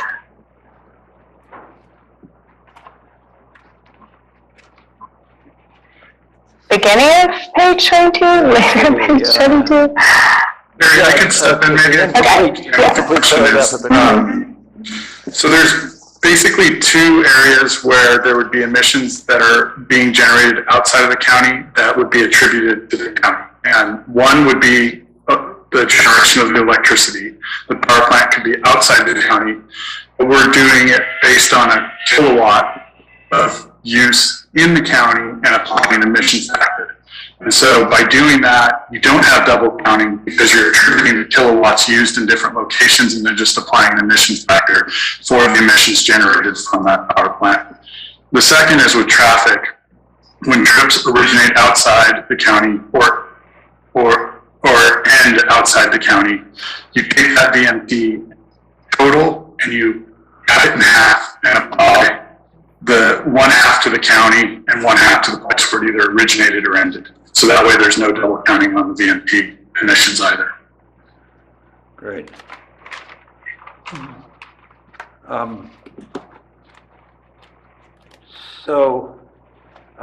In agriculture, the report on page 33 and 34 says that it does not include horses and chickens, and yet Exhibit M on page 5 specifically notes that horses should be included, and then the table 5 on page 7, and another table on page 10 specifically includes stuff from horses, and then we have poultry that is plastered all over some of these tables. So are horses and chickens included or not? Exhibit. They are for the relevant subsector of the agricultural emissions inventory. For example, horses are definitely included as part of the livestock enteric fermentation emissions calculations, but poultry is not, because there's not enteric fermentation from poultry. Poultry is broken down instead under here.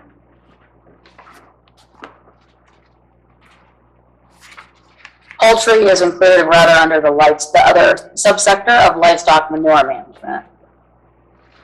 So different species of livestock are applicable for the different subsectors when we did the calculations for agriculture, because they have different contributions or non-contributions depending on whether it's manure management or enteric fermentation.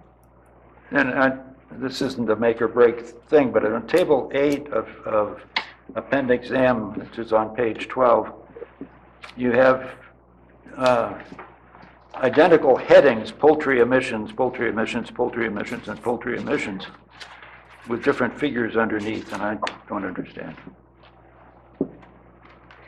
Yeah. So what number are you referring to? Table 8 on page 12 of Appendix M.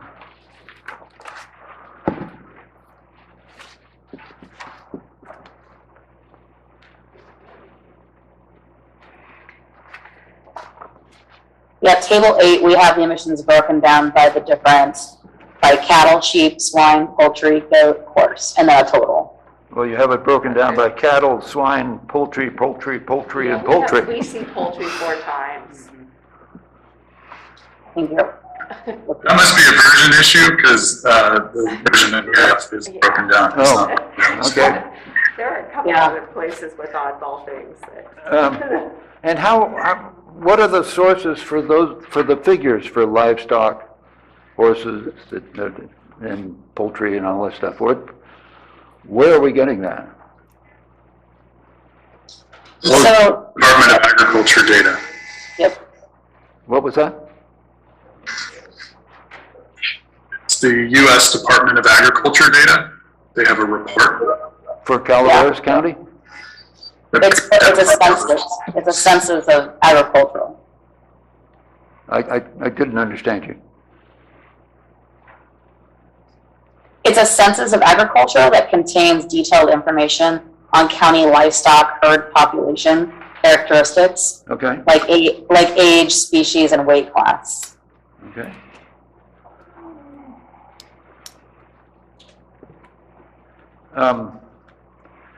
Now, and when we get to emissions forecasting, I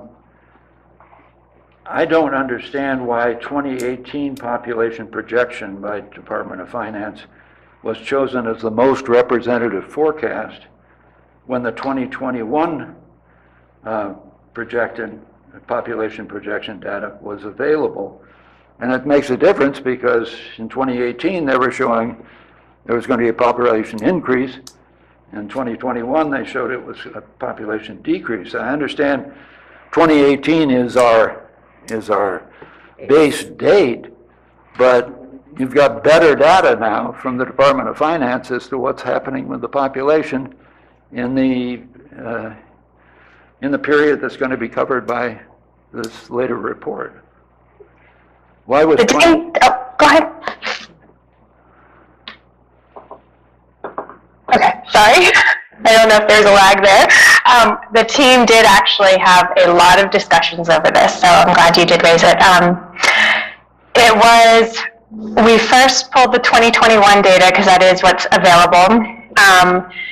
And what we realized, since it did project a population decrease, one question that county and CCOG and even Angels Camp, when they're part of this conversation too, noted was they didn't necessarily think that that data was representative of what was happening in Calaveras County and in Angels Camp at the time.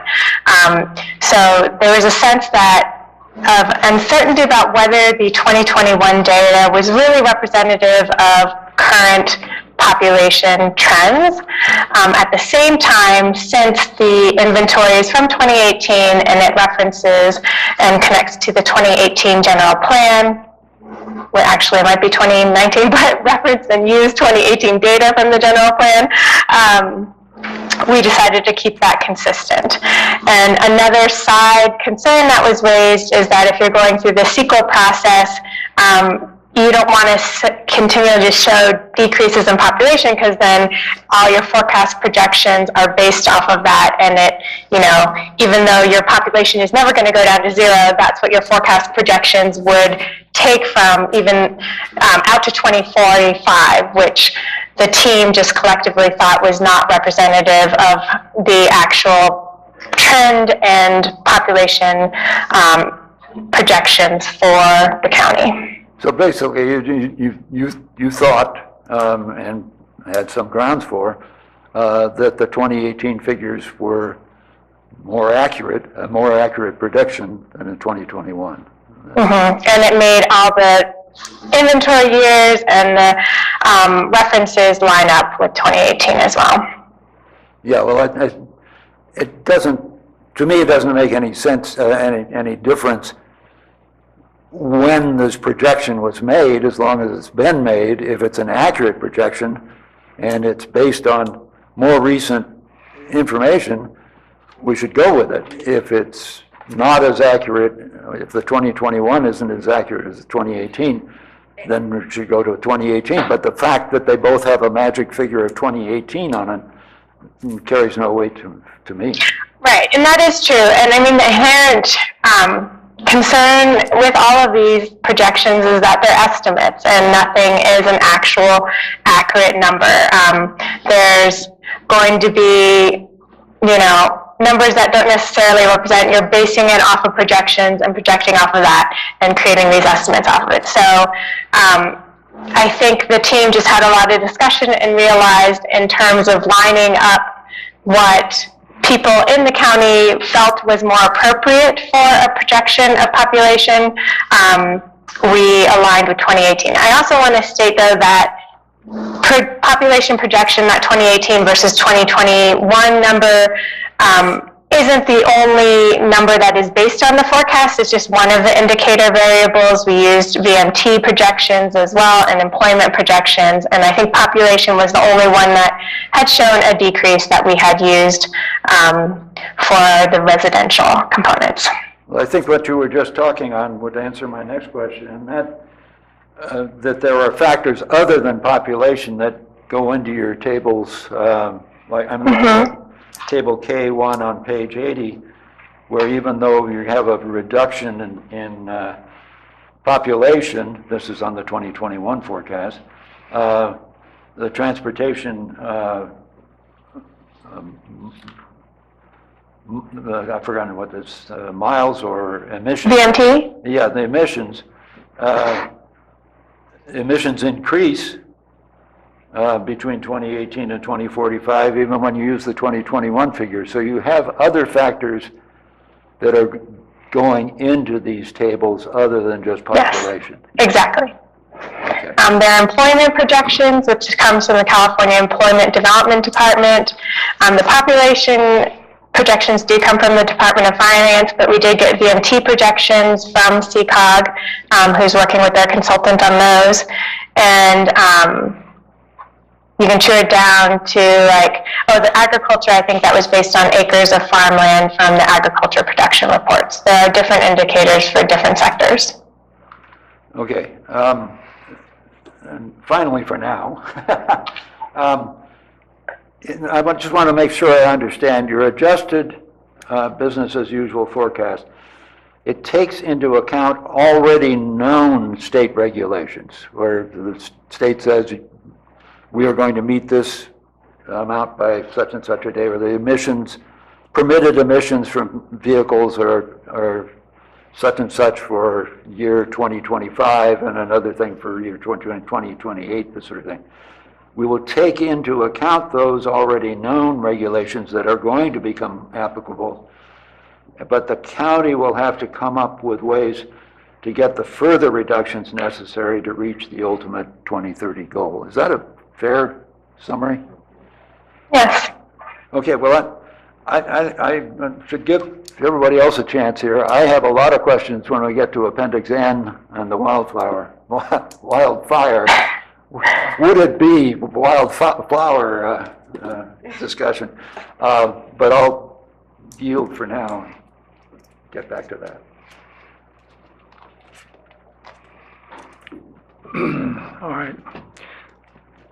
I want to start with a question about what the state is requiring and what the state is encouraging counties to do. On page 15 of the report, there are a number of statutes and executive orders listed, and it says all the above legislation provides guidance and protocols for local governments to participate in the state's GHG reduction efforts. And then on the next page it says California state climate policies and mandates both encourage and require local governments and public agencies to develop solutions at the local level. My question is, what exactly is required? What exactly is encouraged? And what happens if the county doesn't do what the state is encouraging it to do? They're great questions. I'm going to fully admit I'm not a legislative and policy wonk. It's not my area of expertise. So Eric and Kelsey, if you happen to know more, I know that CARB's 2017 scoping plan highly encourages local governments to participate in the process of reaching the state goals, the target goals that we've listed before. In terms of mandates, though, I know that there are processes that connect to it in terms of like if you're moving down the line of CEQA, but I should probably not talk too much about CEQA since I am not a CEQA specialist either. I might leave that for Rincon's specialty or expertise. I'm happy to talk about it a little bit. The regulations around climate change in California are pretty loose. The state has reduction targets that they're looking to achieve. They've developed a scoping plan, which is required per the legislation to determine pathways for the state to achieve those targets. And in the scoping plan, they make reference to local communities providing their fair share of reduction. That's as far as they go. There are a number of different protocols which are recommended ways to do this, but there's, again, nothing one or do one, follow one path over another. The only thing that we do have clear guidance on is if you are developing what is called a qualified greenhouse gas reduction plan, and that is referenced in the CEQA guidelines. If you want to use your climate action plan as a programmatic CEQA document, to streamline greenhouse gas reductions, there they have a list of about 6 steps that you have to follow in a greenhouse gas reduction plan to become qualified. So there's no mandate, there's no set of rules, and there's nothing really forcing anyone to do anything. The real reason for doing climate action planning is, 1, to reduce emissions because your community wants you to. 2, to show that you've done the groundwork to make yourself available for a lot of grant funding that's tied to the cap and trade program. And 3, for the CEQA streamlining. I'll add that fair share comment also points to the fact that the state has established targets and they are actively reducing them. And if they don't achieve their targets, there is a potential, and this is me extrapolating, that they could come out and go to communities and say, you have to now initiate these steps to participate in the greenhouse gas reduction. And potentially by having your own climate action plan and doing your fair share, you may position yourself to avoid being mandated to follow steps. All right, thank you. Also, can't that plan help us qualify for transportation funding and perhaps housing funding? That might be an Amber question, I don't know, but it seems like lots of times having a plan just puts you in a better position to qualify for other help. Most definitely. Most funding right now from the state has some reference or scoring that's attributed to having a greenhouse gas reduction plan or a greenhouse gas inventory. Okay. Now on page 20, and we're talking about the carbon dioxide equivalent calculations. It says converting all emissions to equivalent carbon dioxide units allows for the comparison of different GHGs in similar terms. For example, methane is 28 times more powerful than carbon dioxide in its warming effect over 100 years. So 1 metric ton of methane emissions is equal to 28 metric tons of carbon dioxide equivalents. And this is relying upon the Intergovernmental Panel on Climate Change's 5th assessment report.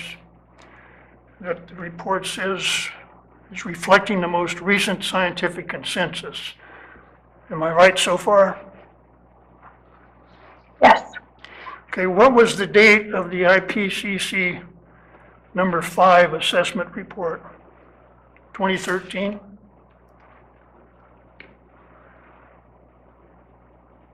Would have to look it up. It does say 2013 that we referenced in the report. I think I see where you're going with this, and we face it a lot of times. We're trying to be consistent with the scoping plan. The CARB uses this set of global warming potentials in their greenhouse gas inventories, and it's referenced in the scoping plan. And by using them, we can hope to make your inventory consistent with the data that the state is generating. Yeah. Is that methodology known as GWP 100?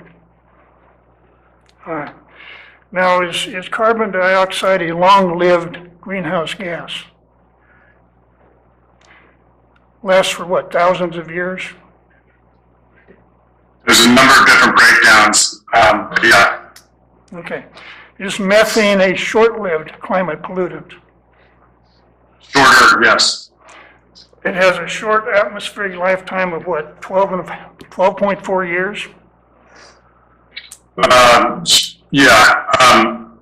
Again, with these, there's a number of different global warming potential ratios that you apply. You can pick from 100 to 10 to 20, and that affects the global warming potential that you will be applying. And per the standard, consulting practice and per the state, we're following the 100-year. Well, The question is whether methane breaks down into carbon dioxide over a relatively short period, like 12 or 13 years. Is that correct?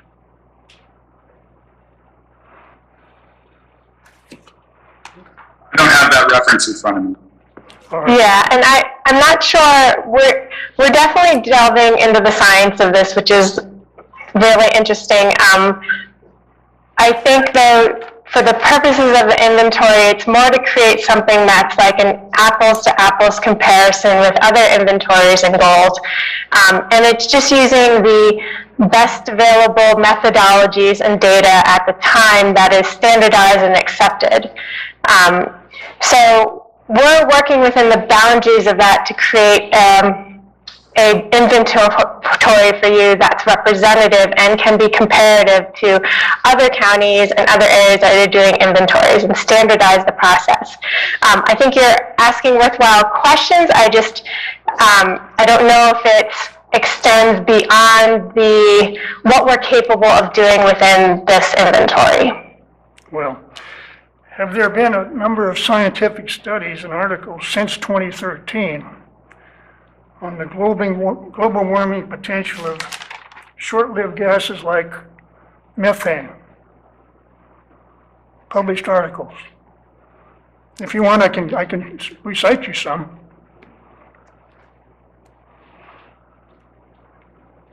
Sure, if you want.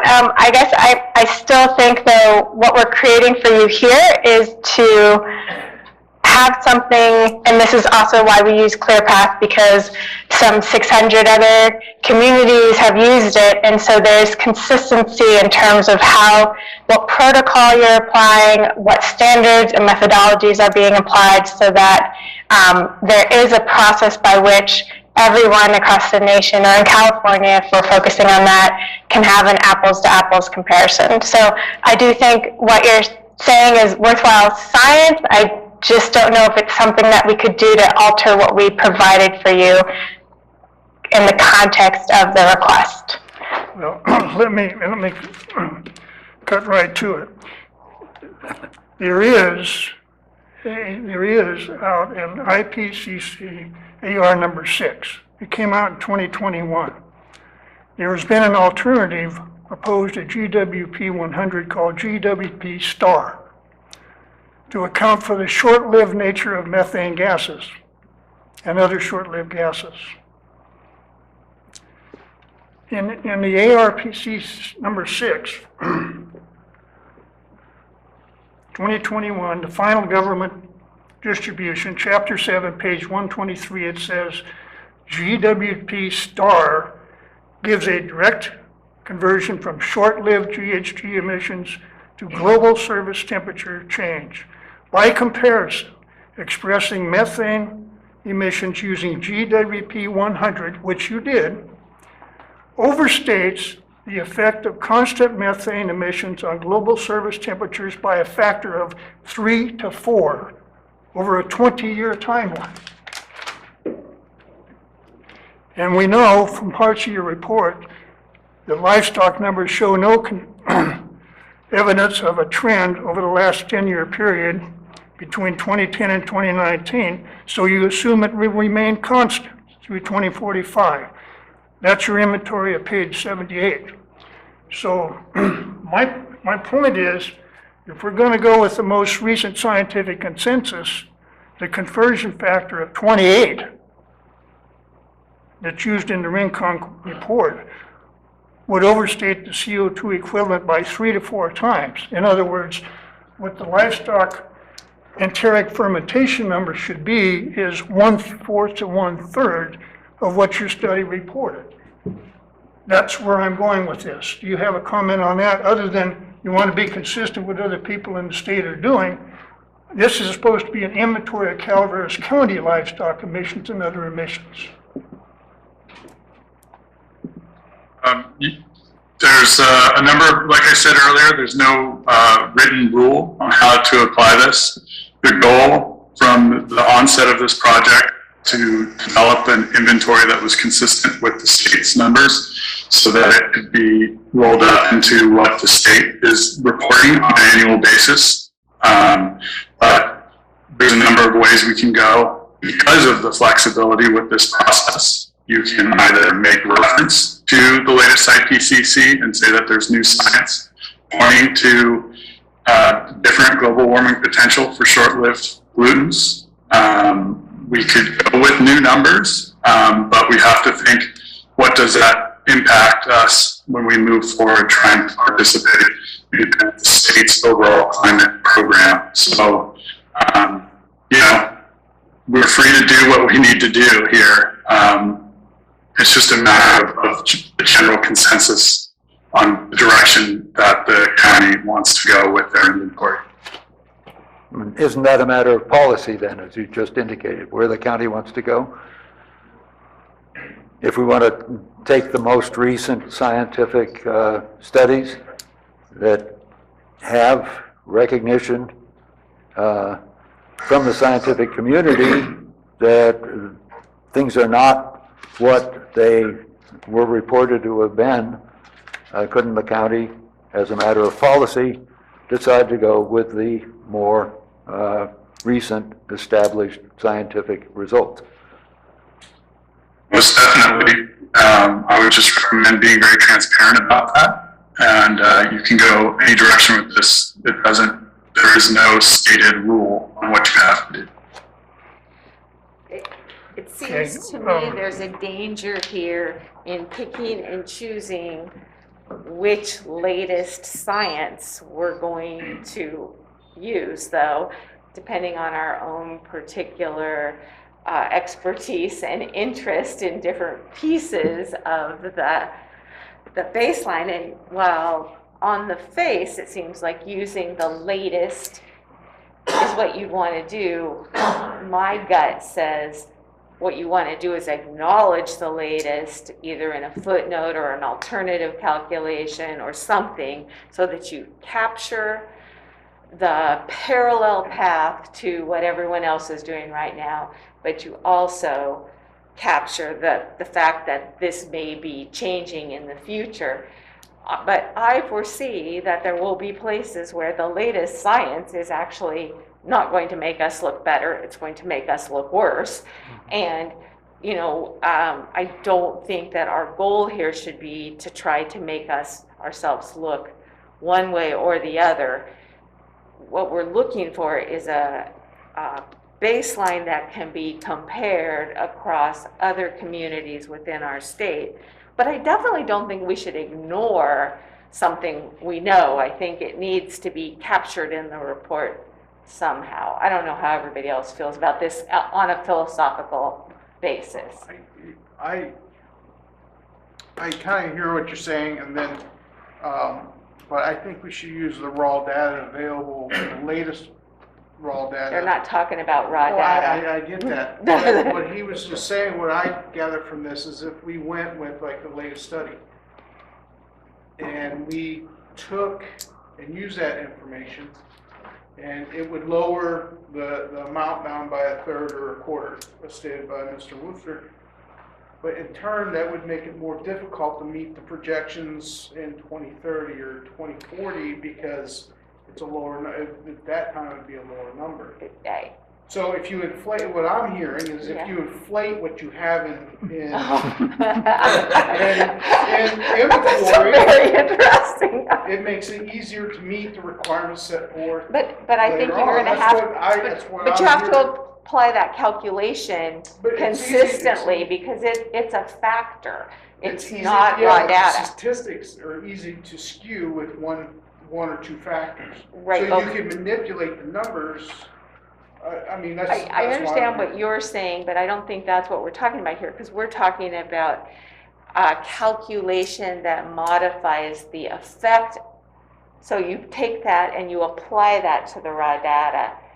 You'd have to go back and apply that same calculation to the raw data from 1999 or whatever your starting point was going to be.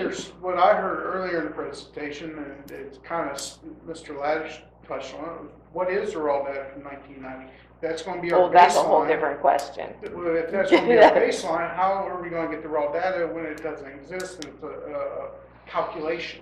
Right, so, but I think what we're talking about right now is every time, there's gonna be, over the next 20 years, we're gonna see lots of places where the effects of some component of our atmosphere, what its effect is different than what we think it is today and what we thought it was in 2018 or 2009 or whatever year we pick. So for this right now, today, this baseline, they have to pick some factor to be using. My concern is, while we don't want to turn our back on new information, we also don't want to pick and choose pieces of factors that are new to us, because then we'll have a mishmash of things. I think We just need to document it. one question, actually I have for Commissioner Wooster. Is this the same organization coming up with these new figures, changing what they said before? Yes. Well, then, it seems to me we're not dealing with a, It's the false fact sort of argument. We have people correcting themselves. Right, And science is always evolving. Right. Even with the COVID, it's evolving. They're learning, and as they do, we should be willing to make changes appropriate to the evolution of the science. It's like in 1493, people saying, no, we're going with the world's flat, because, that's what we started this report with. absolutely. I just want to see everybody be that willing to look at the new I think it's significant that the new is coming from the same people that did the old. I'm not arguing about that. I'm saying I'm not arguing with you. philosophically, what is everybody else doing? How is this going to be used, and does it make sense to apply it both ways and capture that information? So we have the information based on whatever the 2013 factors were and the 2021 factors. Well, my concern was that if in fact CO2 equivalent emissions from livestock enteric fermentation are overstated by a factor of 3 to 4, then if you're going to start talking about reduction goals and what needs to be reduced, you are using the wrong numbers, and you are weighting that comparative source of emissions too heavily. Right. I understand Commissioner Henderson's point, which is if we overstate that puppy now by 3 to 4 times, we'll show a hell of a reduction when we figure out how to do it the right way, but I don't think we'll get away with that. Exactly. That's what I'm saying. We're still going to have to use that factor on the raw data the same way. So it's not going to really matter as long as we track it properly. Well, it could matter. I mean, it could be that we get to reduction goals. Oh, look, I mean, gosh, these cattle are doing all this harm to the atmosphere. Well, let's not have any more grazing in the county. The measures that are taken to meet the goal could be affected by inaccurate. But you would go back and apply that same factor again. You would refigure that number using the same methodology. So if you're using so in our case, a whole nother question about what's going to happen with ranching and ag in the future. They're showing it all as very flat, the same amount of property, but it's just conceptually, what do we think is the proper way to do it? I'd suggest that Commissioner Wooster provide all the documentation that he has to the staff and the consultants. I mean, I would recommend if the consultants agree that the body that made the conclusions in 2013 has changed its mind and apparently has not been taken over by radical cattlemen, is that they favor adopting the new results. And the scientific accuracy is what a lot of people are campaigning for these days. And if we have the same people changing their minds, it appears to be getting more accurate. And no matter where the cards fall, we ought to go with accuracy. And maybe Calaveras County will be a leader in this, and statewide things will change. Okay. I'm a fan of not losing information. Can I jump in right now? Sorry. Yes, thanks. So what we could do is we can check in with IPCC and see if those new figures are being released and when they might be used. But I did want to point out that the methodology in these calculations are continually evolving. You're correct about the science about that. And so, you know, when you do a future greenhouse gas inventory to see how much progress you've made and where you're at, those new methodologies will be in place then and correct all the previous, and can correct all the previous assessments and evaluations you've performed. So it could true up depending on, you know, 10 years from now, if there's new science out about how to do certain calculations. That has happened from past ones, like with wastewater. So it's the waste treatment. So I do think that some of this, if it isn't currently adopted, like I haven't seen it, Eric hasn't seen it currently used yet to change that methane GWP. However, we can also check in with IPCC and see when they anticipate that being adopted, but it's not a lost cause because it can be trued up in the future when these evaluations are reconducted and then new methodologies are used. But at that point, would you adjust the 2018 inventory as well as adjusting where you are on getting, okay. I've definitely seen communities do that where they want to true up their past inventories based on new methodologies that have come out. The most important thing is that you have a consistent year in, year out methodology, so you have comparable data so you can track your progress.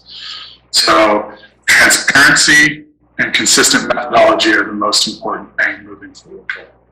That's exactly what I was getting at, is that I think we have to have a policy to apply it, not here and there, but to update everything. So it doesn't matter which one we use right now, but I definitely think we need to capture the idea that there is this new methodology out there.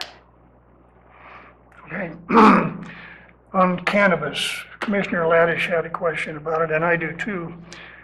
I understand that the potential emissions attributed to lighting and water used for cannabis has been captured in the community-wide totals, but it seems to me that cannabis plants actually must be giving off a gas of some sort, because I can smell them. Yeah. And what is that gas and what effect does it have, if any? It does give off a smell, you're right. So the limitation with the agricultural emissions falls to the data that's available. And there's no data provided from permits or anything else related to cannabis. Therefore, there was no pathway to develop any kind of emission inventory associated directly to the growing of cannabis. That might change in the future, but without data, there's nothing we can really do to fill that space here, other than note it, so that in the future, if things change, you can determine what those changes in your inventories were, or go back and fix previous ones, so that you have a consistent train of emission data. Do we know what gas is involved? It's not the gas, I've dealt with this just because I know that there's now big issues with what they're considering like odor pollution. And it's not a gas, that's a global warming gas. It's an odor put off by the plant itself. So it wouldn't be whatever it is, it's not a global warming issue, is that right? None of the gases that we utilize in this inventory.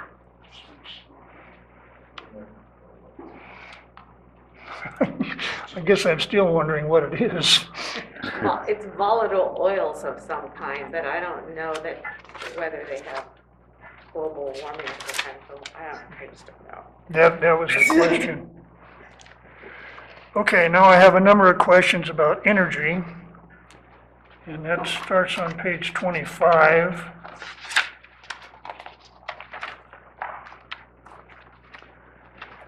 And I want to focus on the figures for non-utility energy use, which is propane, fuel oil / kerosene and wood. And it looks like the sources of information here come from the federal government, the U.S. Energy Administration, and the Census Bureau Community Survey. Does any of the data provided by those sources break down as it comes from them into, or down to the county level? I have to admit, I am the program director, but my GHG specialist is currently at a wedding in Mexico. But maybe, Eric, if you happen to know that, I do know it's scaled down. I think it's countywide data, but I would have to look it up. Are you speaking specifically around electricity? Propane, I think is the question. And wood. And wood. And kerosene and fuel oil. It would help. So it's EIA data. And this is also something we can get the answer for you. But since my greenhouse gas inventory specialist is out and could not make this meeting, I don't have that specific answer for you. There are average and regional emission factors generated around those. So you could have an emission factor for specific types of wood that are consumed, or you can have the average number. I didn't work on this part of this document, but my assumption would be that there would be an average emission factor generated for the consumption of wood in general. Well, it looks like, when I read this, it looks like there are estimates from the EIA of California fuel use for each of these categories for 2018. And then there are estimates of the number of California households using each fuel type from the U.S. Census Bureau. And then it looks like they divided the estimated fuel use by all Californians of each fuel by the estimated number of California households using each fuel to reach an estimate of the California per household fuel use. That's on table A3 on page 54. I see where you're coming from now, and that is a very standardized process. There are significant limitations in the data that is available in the granularity of that data. So oftentimes we're trying to develop factors to be able to equivalate statewide or national or international data down to a regional basis. And so that's obviously been done here, and that's a standard part of the process just because of the limitations on getting anything that's more granular in nature. Yeah, in any case where we could collect the actual data from either the utility or the source like the airport, asking them, or the waste production, we would gather that data. But in this case, when it is spread across all households, we end up extrapolating and scaling it down from other sources. Well, that's the problem, because underlying this, there's an assumption that the per household fuel use in Calaveras County of each of these fuels mirrors the same proportion as a statewide average. And I don't know how valid that assumption can be, because if you're living in Alturas, California, you're going to use a lot more propane and wood to heat your house than if you're living in Angels Camp. And it's going to vary according to region of how new the houses are and how well they're insulated. So to me, when we look at these numbers, they look like exact numbers. And what I'm not seeing is anything that tells me how far they might be off. In other words, if you look at this statistically, is this valid within 10% or 30% or what? And I don't have any sense for that. And to supplement your comments, there are a lot more houses in Calaveras County that use wood to heat their house than there are in Los Angeles. And propane, and it's something that we discussed at length during the development Yes, of the we did. general plan. It's just so that, and that is the same issue I had in reviewing this. I just wasn't, it didn't feel accurate for Calaveras County. But I have no idea, and my feelings are very scientific. Well, I think one of the things Commissioner Wooster is getting at is that it would be very helpful if this report said, we don't have specific figures for Calaveras County, but this is the best we can do given other input or something like that. Because, I mean, I got a good answer as far as transportation. Gee, a lot of it's coming from cell phone, and we actually have mileage, vehicle miles traveled in Calaveras County. That doesn't appear in here either. It looks as if you just shuffled a bunch of models together and came up with these very exact figures. So I share Commissioner Wooster's concern. I think it would be helpful if the report were clearer on these are figures from Calaveras County and with the assist of various models, or we have no figures for Calaveras County, but this is the best we can do. Then the decision makers have a better idea of whether we're dealing with true guesses or Calaveras County facts. And I'm sorry to break it. We can get natural gas and we can get electrical numbers. You've got real ones for that. I would think we could contact the few propane providers that we have and get that information. Wood and kerosene might be difficult. Well, kerosene would be difficult. It would, I guess, I think I've already said this, but it would be helpful, I think, to know when these figures are based on models and they have assumptions behind them, and there's a certain amount of speculation involved, within what range can we say are these numbers relatively reliable? Because when I read the report, it looks like exact figures to me. Okay, commercial energy use. This is Appendix B, pages 55 to 57. And here we're looking at commercial propane fuel use for heating. And it looks like what happened here was it starts with total propane use in the United States, which I'm assuming is commercial, and divides it by the total United States commercial square footage, and comes up with a per square foot use of 0.198 gallons. So that's a nationwide figure. Then that figure is multiplied by the estimated county commercial square footage of 5,698,995 to reach the total commercial propane usage figure of 113,010 gallons. That shows up on table B1 on page 55. Okay.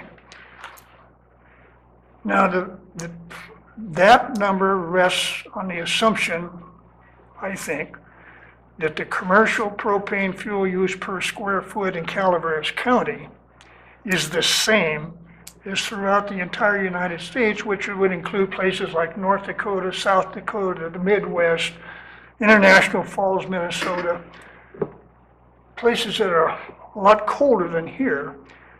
And my question is, if I'm correct that that is the assumption that underlies this, and I think I am, what information do we have that supports that assumption? So these are all great points, and I actually do recall having some pretty in-depth conversations with Meredith to figure out how we could account for some of these numbers, because they were not available. I did also appreciate the comment of adding to the report clarifying which sections are data we've collected and which ones are extrapolated from sources, so we can add that in there. But in terms of the propane, we just couldn't find sources of data that were granular enough to give very specific data, but we didn't want to discount it and not include it as part of the inventory. So yes, it is a high level, yes, it's extrapolated and scaled down for Calaveras County, perhaps based on data that is not necessarily representative and specific to the county. It is standard methodology to be able to do these from the data sources you can pull and that we have pulled from, like EIA, but it is going to be one of the limitations to inventories when you cannot get exact data for every single category and emission source. And I think, and just to add to Sherry, Meredith did reach out, I believe, to the propane companies, and they were extremely hesitant to share, because they're private companies, to share that data. So we did, I believe, try to reach out to the private propane companies, as you mentioned, Commissioner Plotnick. I mean, I understand all that, and I understand the limitations, but what's missing from this report is an acknowledgement of what these assumptions are, and the fact that they're somewhat speculative.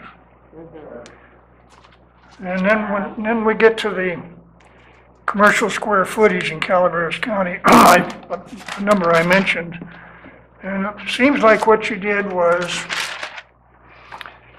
you took the Angels Camp number for commercial footage to start with. Then you took the 2018 population estimate from ACS for Angels. Then you took the total county population and you scaled up, comparing the county versus Angels Camp population to get the county commercial square footage from the Angel square footage.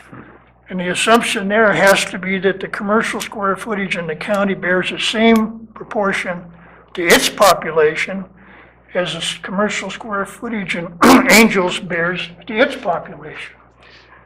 But it seems to me that Angels is a commercial center, one of the few in the county. San Andres, Valley Springs, Murphy's, Arnold, there are a few others. But much of the county population is not in these commercial centers. Rancho Calaveras, all around Copperopolis, people scattered throughout the county. So I'm not convinced that doing it this way gives you an accurate amount of commercial square footage in the county. And couldn't we get that from the assessor? Isn't that available from the assessor? How many square? We tried to get it and we were not able to. We were only able to get Angels Camp commercial square footage, which is, since it was the only data point we could use at the time, but we did try to get Calaveras County square footage data. We just were unable to gather it. Frustrating for you. There must be a lot of frustrating pieces here. There's a lot of herding cats and trying to get all the pieces you can. I definitely appreciate noticing that these are issues that we're facing and we're trying to pull together an inventory of what's the best representative data we can pull. We figured, and I did have a conversation with Meredith when we pulled that together, exactly what you had just said regarding the concern of cities of Angels Camp being more commercial than the rest of the county, but we didn't have any other values to adjust off of. It is something, if we can get it, then that number and that value could change. Tim, I don't know if you recall any intricacy or details around trying to get that, or whether it's possible. Yeah, there are some details surrounding that and some issues that we've had in the past with trying to get that type of information from that particular department. I'll do what I can to see if I can try to get a little bit more accurate numbers or something from them at a minimum.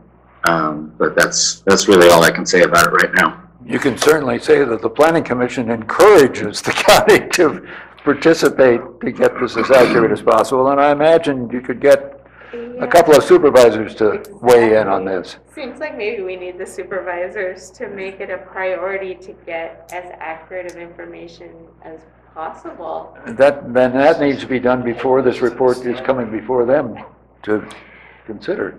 Well, you can consider taking the other commercial places, like San Andres, Valley Springs, figuring out what their population was and then extrapolating, scaling up that way, rather than including the entire population of the county, much of which doesn't live in a commercial center. Anyway. It sounds like you guys have experienced a lot of challenges in just obtaining base information. Well, and it's very frustrating if the challenges are being presented by county people. Exactly. Who are, this is a report for Calaveras County. What's going on? And the more accurate we can make it, we have to believe that's going to serve us better in the long run. But anyway, Commissioner Wooster, extraordinary job, of course. I think I'll move on to transportation. Okay. And this was dealt with somewhat. I understand the VMT data for gas and diesel for on-road miles, we're estimating using the COG travel demand model. Is that the same place the figures for natural gas and electric and plug-in vehicles came from, or is it different? For electric vehicles and natural gas, that was data from the U.S. Census Bureau population and scaled down. Although the VMT miles, yeah. And so CCOG had provided gasoline vehicles and diesel vehicles. Okay, and the CCOG numbers come from a model, right? For the VMT. Yeah, which was the cell phone data. And the CCOG analysis included all miles traveled within the county in 2018, as well as trips that started in boundary and ended out of boundary, and trips that started out of boundary and ended in boundary. And I think I heard earlier that what happened was there was a factor of like 1/2 that was used, because otherwise the total miles out of county would have been included. Is that right? I believe that's what Eric had mentioned, yes. Okay, so if somebody, so these numbers would include vehicle miles traveled where somebody gets in a car in Oakland, California and comes up to New Maloney's Lake to get on a boat. It would include all those miles traveled both up and back and then cutting it in half to reach the estimate. Is that right? Yes, it is. And then you apply half to the place the trip originated and half to the place the trip ended. And, okay, but is there any data to support that 1/2 figure? Because when you're taking people who are traveling here from quite a distance, Bay Area, Sacramento, and so forth, and they're going to, say, New Hogan Reservoir in Valley Springs, which is about 10 miles inside the county, I don't understand the basis for that assumption. What is it? The assumption is the state's recommended methodology from the RTAC committee for planning processes like climate action planning. So it's a state guidance that all CAPs follow, again, to be consistent. Well, I think also when you look at the trip, you're assuming a round trip, right? So it's almost like you're making that up when the trip starts in the county and leaves the county. You know, it has, the trip started in the county and it went out of the county. So the VMT was generated in the county, but more than half, like you're saying, is out of the county. So it ends up kind of a wash with the trips in versus out, if that makes sense. Well, I'm not so sure that that's right. When you have people that leave this county to go someplace else, they may be going to Stockton, Sacramento, Sonora, Jackson to shop. And this makes a difference because you've got over 113 million vehicle miles traveled for both start in and start out. In fact, if you add those two together, the trips that start in or start out and come into the county, you're at 226 million vehicle miles traveled on those categories, as opposed to 178 million for just the in-county use. So when you're talking vehicle miles traveled, this category, it's of numbers, it's based on this factor of 1/2, is pretty important. And I'm not convinced that it's accurate.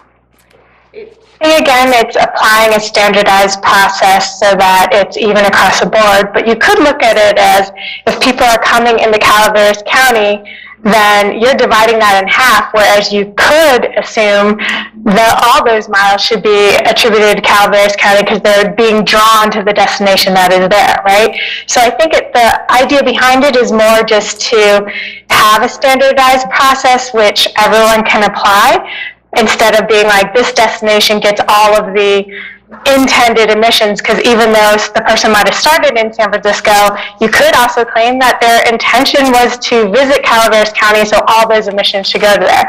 But since we don't know what these intentions are, an equitable, fair way is to just share the load in half.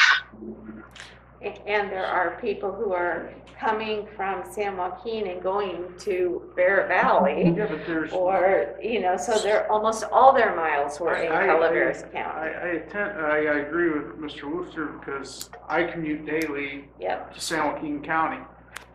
I drive 8 miles within Calaveras County to get home, but the remaining 25 miles is in San Joaquin County. So twice a day, there's 2 trips, split that in half, I'm actually driving, personally, 16 miles, but getting Calaveras for, But it 35 happens miles. the other way But the also. majority of the people daily are going out, but on the weekends it flips. Yes. People come from outside the area into here. Well, I guess the problem is, if you're going to have a mitigation plan that's going to try to do something about vehicle miles traveled, you're going to have a pretty good idea of what those miles are, and with an eye to what in the world is the county supposed to do to change this? Tell everybody to stay out of county? I don't think so. I don't think, but I see that without tracking every individual trip, there's no way to do that. And there are trips that work the other way as well, where most of the miles are driven inside the county and very few of the miles are outside the county. So it does seem, because we have a lot of tourists, that we might be unbalanced in this estimate, but I don't know what else they can do. Because of the data limitations, there are accuracy limitations, and it's part of the planning process. The concept of greenhouse gases is a bit amorphous.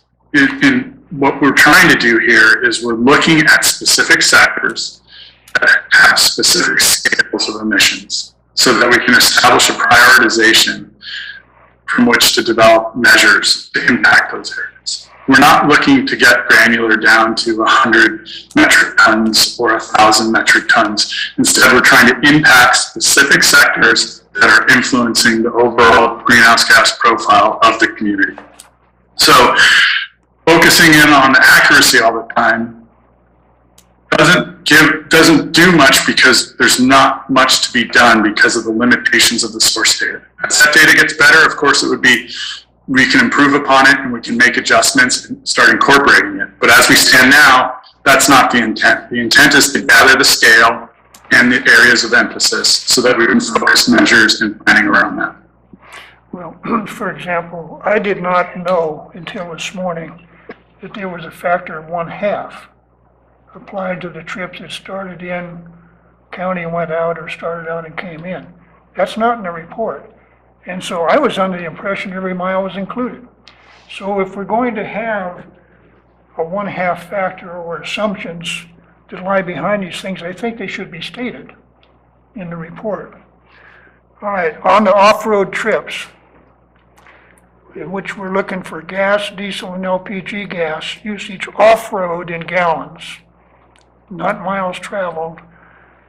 And these come from a CARB off-road 2017 model and included emissions related to ag, construction, mining, industrial, light commercial, logging, oil drilling, portable equipment, and transportation refrigeration units, quote, that are thought to have significant operation within Calaveras County.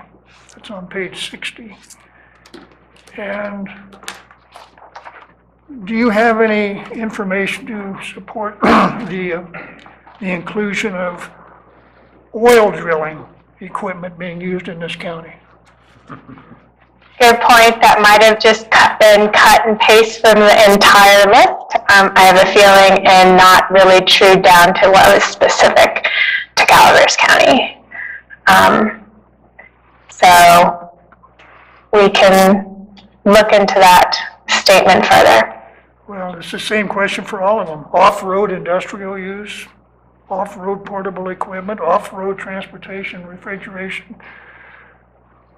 I don't see it.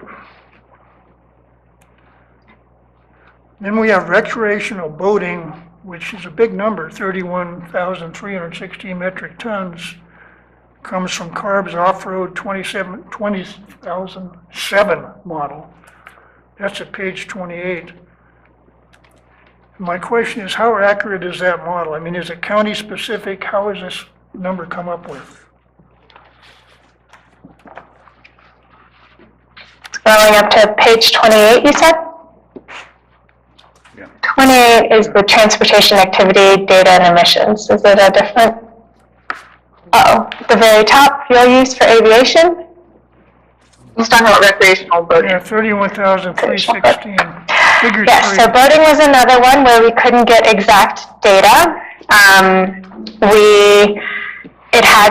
It would have resulted calling every marina and trying to get exact fuel use, which wasn't possible. So that was another scaled information, and I think I'd have to go to it actually. It was a model, let me see. Yes, using the CODS off-road model, 2007 model. What is your exact question regarding that model? I wanted to know, okay, if it was scaled information, what was it scaled from, and how was it scaled to whatever you came up with? I gotta dredge up the memory of this one. So I know it's something that we actually didn't have on our computer system, and we did end up asking Rincon, because I think Andrew had it, to run that model for us, but I don't know if it's something, like we can add more details from that and pull it. But recreational boating was something that was super difficult for us to find how to true up and gather that data. It's recreational boating in the CARB and FAC model. And that's right. Specific to Calaveras County. I think that's his question. Is it specific to Calaveras, or did you scale it based off of the calculation? If so, how? In fact, data is provided on a county basis. It was what? Say that again? In fact, data is provided on a county basis. County by county basis. By CARB. Okay. So it's not a model now. It says it was calculated using CARB's off-road 2007 model. I took that to be a calculation. It's a model generated by CARB based on data collected from CARB. So they have county-based data, but you model it out for specific years from the 2007 model. Okay. I do want to point out it's 5 minutes till 12, and I know that Eric and Kelsey, I think you might have alternative meetings to hop onto. So the beginning of this meeting was a discussion of whether we needed to continue. I don't know if we've touched on most of the questions or if there still is a lot more content for us to discuss. Well, I have a whole bunch of stuff on Appendix N, the fire appendix, including some just straight errors and factual errors in the text. So please don't formalize everything or finalize your text until we do have a chance to discuss Appendix N. I have a number of questions on agriculture. Right, I expect that We there, haven't had any answer to question, can't ask questions. right, I think there's going to be a bit more discussion, so we should reschedule a continuation of this discussion, and Gina and Amber, we appreciate all your time. I mean, you guys are really trying to answer these questions, so. And I'd like to interject that I think that with all our picking at it, this report is very readable. And the basic report, I only found one typo in it, which I don't know about my compatriot Commissioner Rooster, who was very good at this. I think the editing and the writing are very clear. We have a lot of questions, but I was pleased with how easily it flowed. Yeah, I think you shouldn't take all of our questions as criticisms because we tend to be that kind of group. But we don't mean it as a criticism necessarily. We just want to understand, so I think it's going to take some more time. And it's a huge undertaking. We can see that. I mean, there is so much here, and then there is so much behind it that I think that's the biggest question that we have is where are the numbers coming from? And we do understand that every number can't be something that we obtained by counting right here in the county. So we just want to know when it's county information, where the data is coming from, and when it's something that's been extrapolated up or down. We'd like it to be as accurate as possible. Right, and when it can't be accurate, then we just want to be able to go back and say, oh yes, this came from such and such. So. And we completely understand this is an extremely technical document. This is hard for our planners to follow ourselves.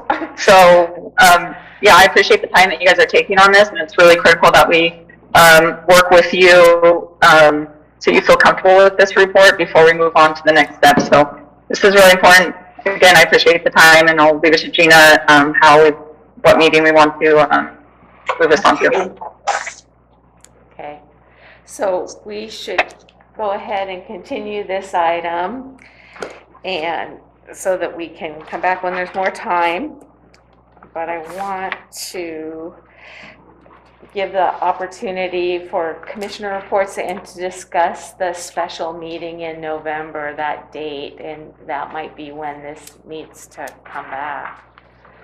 So we might need Gina, but in the meantime, any commissioners want to provide any kind of particular report or comments on the dates? No, the date suggested by Gina would be fine with me. Yeah, it works for my schedule as well. Okay. Yeah, just, November 10th, I believe. November 10th? so yeah, just to recap, the two scheduled planning commission dates in November happen to be county observed holidays, so we will be closed. So no meeting on the 11th, which is Veterans Day, and the 25th, which is Thanksgiving. Annette went ahead and looked ahead at the availability of our meeting room on the calendar, and it looks as though Wednesday, November 10th is available if you would like to schedule a planning commission hearing. That would be greatly appreciated because I think we all have things that we could bring back. And if we could continue with this discussion as part of that meeting, it would be great, because I know the consultants want to get this moved on. Absolutely. And we want to have our input. So it looks like we're all good for November 10th. Is that good with COG and the consultants? I know this will push back the Board of Supervisors meeting. Is there any concern in the, okay. Yeah, I think, I mean, like I said, this is a critical juncture that we're at. We want the commission to accept this report. And so our next step is going to Board of Supervisors, and this obviously will, you know, just delay a little bit our initiation of the next phase. But again, we can't initiate the next phase if the commission's not supportive of this piece. We want to be supportive. Yes. We understand. Can you remind me what date you're looking at them and what time? That is Wednesday, November 10th. Okay. And I would assume it would be the last item on the agenda this time? Yes. Gina? Yes, I think that would be appropriate. I'm not so sure what we have coming forth on the 10th.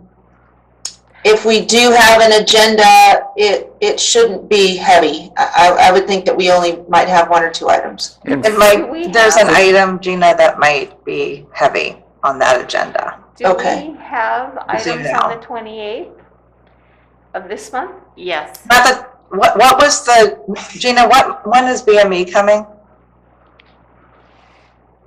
I'm sorry, what was that? When is BME scheduled? Is that gonna be on the 10th also? I don't have anything built out that far yet. I don't know. Okay. You know, could we get on the 28th of this month? I know the agenda goes out tomorrow, but we already have the item. Yeah, I suppose we could. I don't know if that one's heavy too. In fairness to the consultants, I think we should set it for a certain time.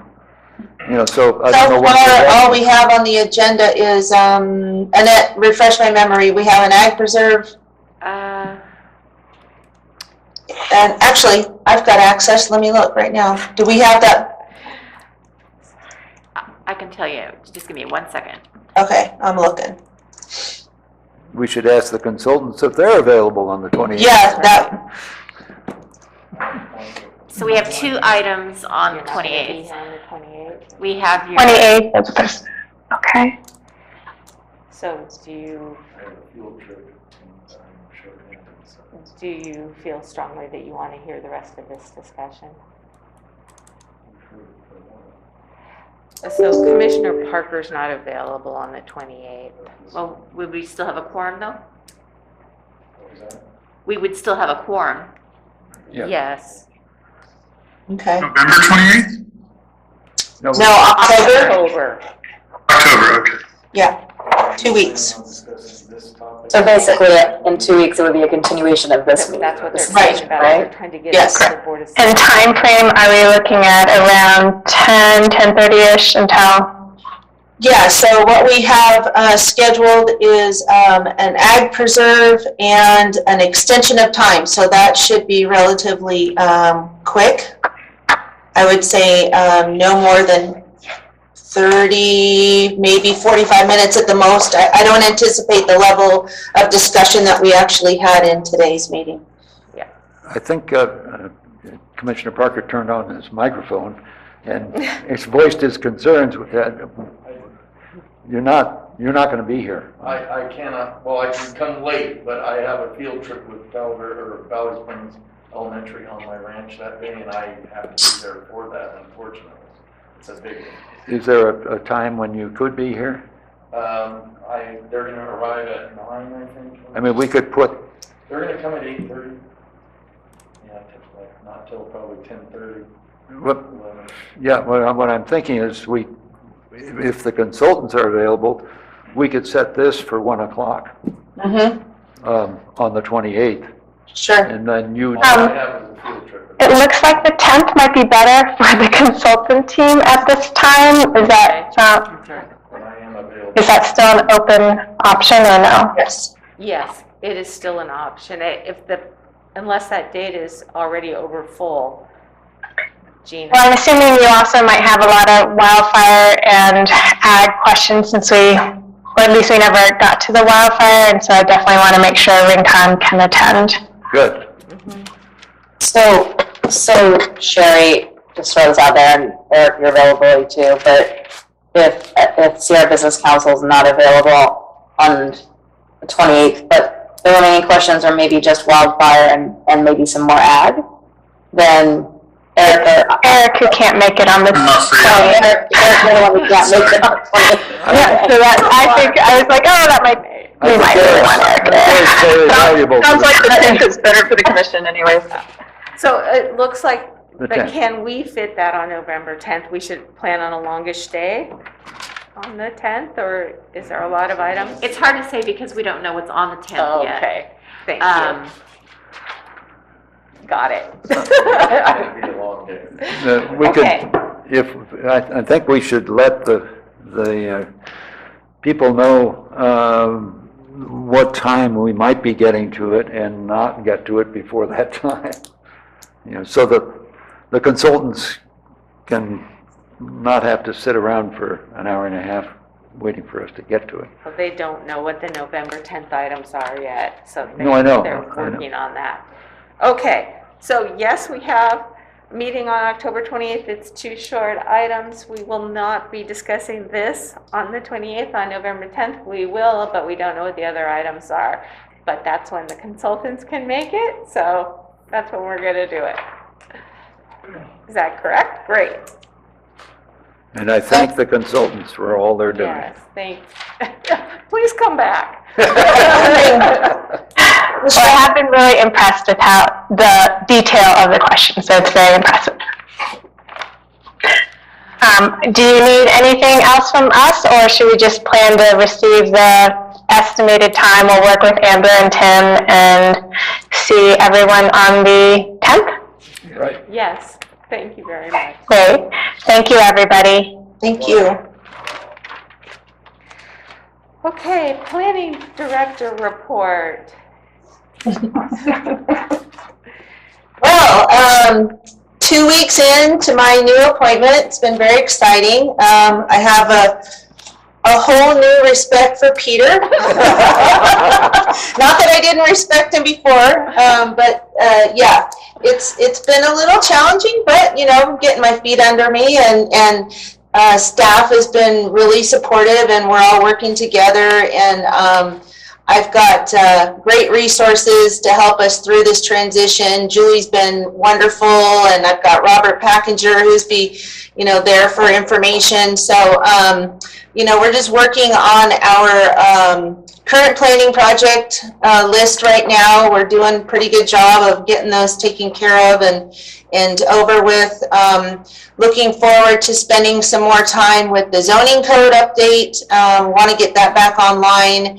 And our staff has also been kind of talking about making some departmental changes to procedures and creation of new forms and templates. So things to kind of make our job a little easier and provide you with more consistency in our reporting. So exciting things coming up, and hopefully by the first of the year we'll be in a really good position. That's great. So I wonder if we could add to our list correcting our extensions language to reflect the 6 years that we're required to offer, because this comes up pretty regularly for us. Yeah. So that's one of the things that we're looking at is identifying those code sections that are inputted into our reports and our resolutions on a regular basis that really apply to everything. We're just looking at creating some templates so that there's, folks are all on the same page and we're not overlooking things. So creating consistency. Great. Anybody else? Anything? I'd just like to mention this morning there was a fire up near the Avery Road, between the Sheep Ranch Road and Avery. And by the time our meeting started, they were calling off further resources from coming in, and they had it under, well, under control is a technical term, but the forward advancement had been stopped, and it appeared to be fine. Just one more thing is coming to mind. If we have an item on the 10th that we would rather not discuss at the same time that we're going to bring back the greenhouse gas stuff, would you might be interested in maybe doing a split planning commission, perhaps maybe meeting in person in the morning to hear the planning project related stuff, and then maybe meeting via Zoom for the remainder of the for the continuation of the greenhouse gas presentation? There's an issue with the Zoom now with the new legislation. Right. Okay. So we could agendize an item to start later in the day on the same That's what I special suggest. agenda.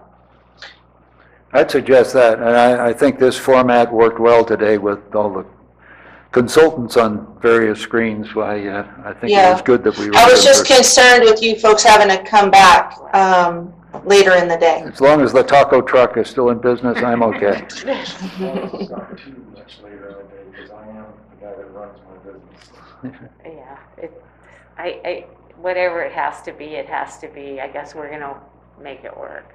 Okay. I'm sure I can find other things to do down here in the county. I can harass other people. Not much to do in San Andreas. We can wait until we see if there's anything else on the agenda, right? Yeah.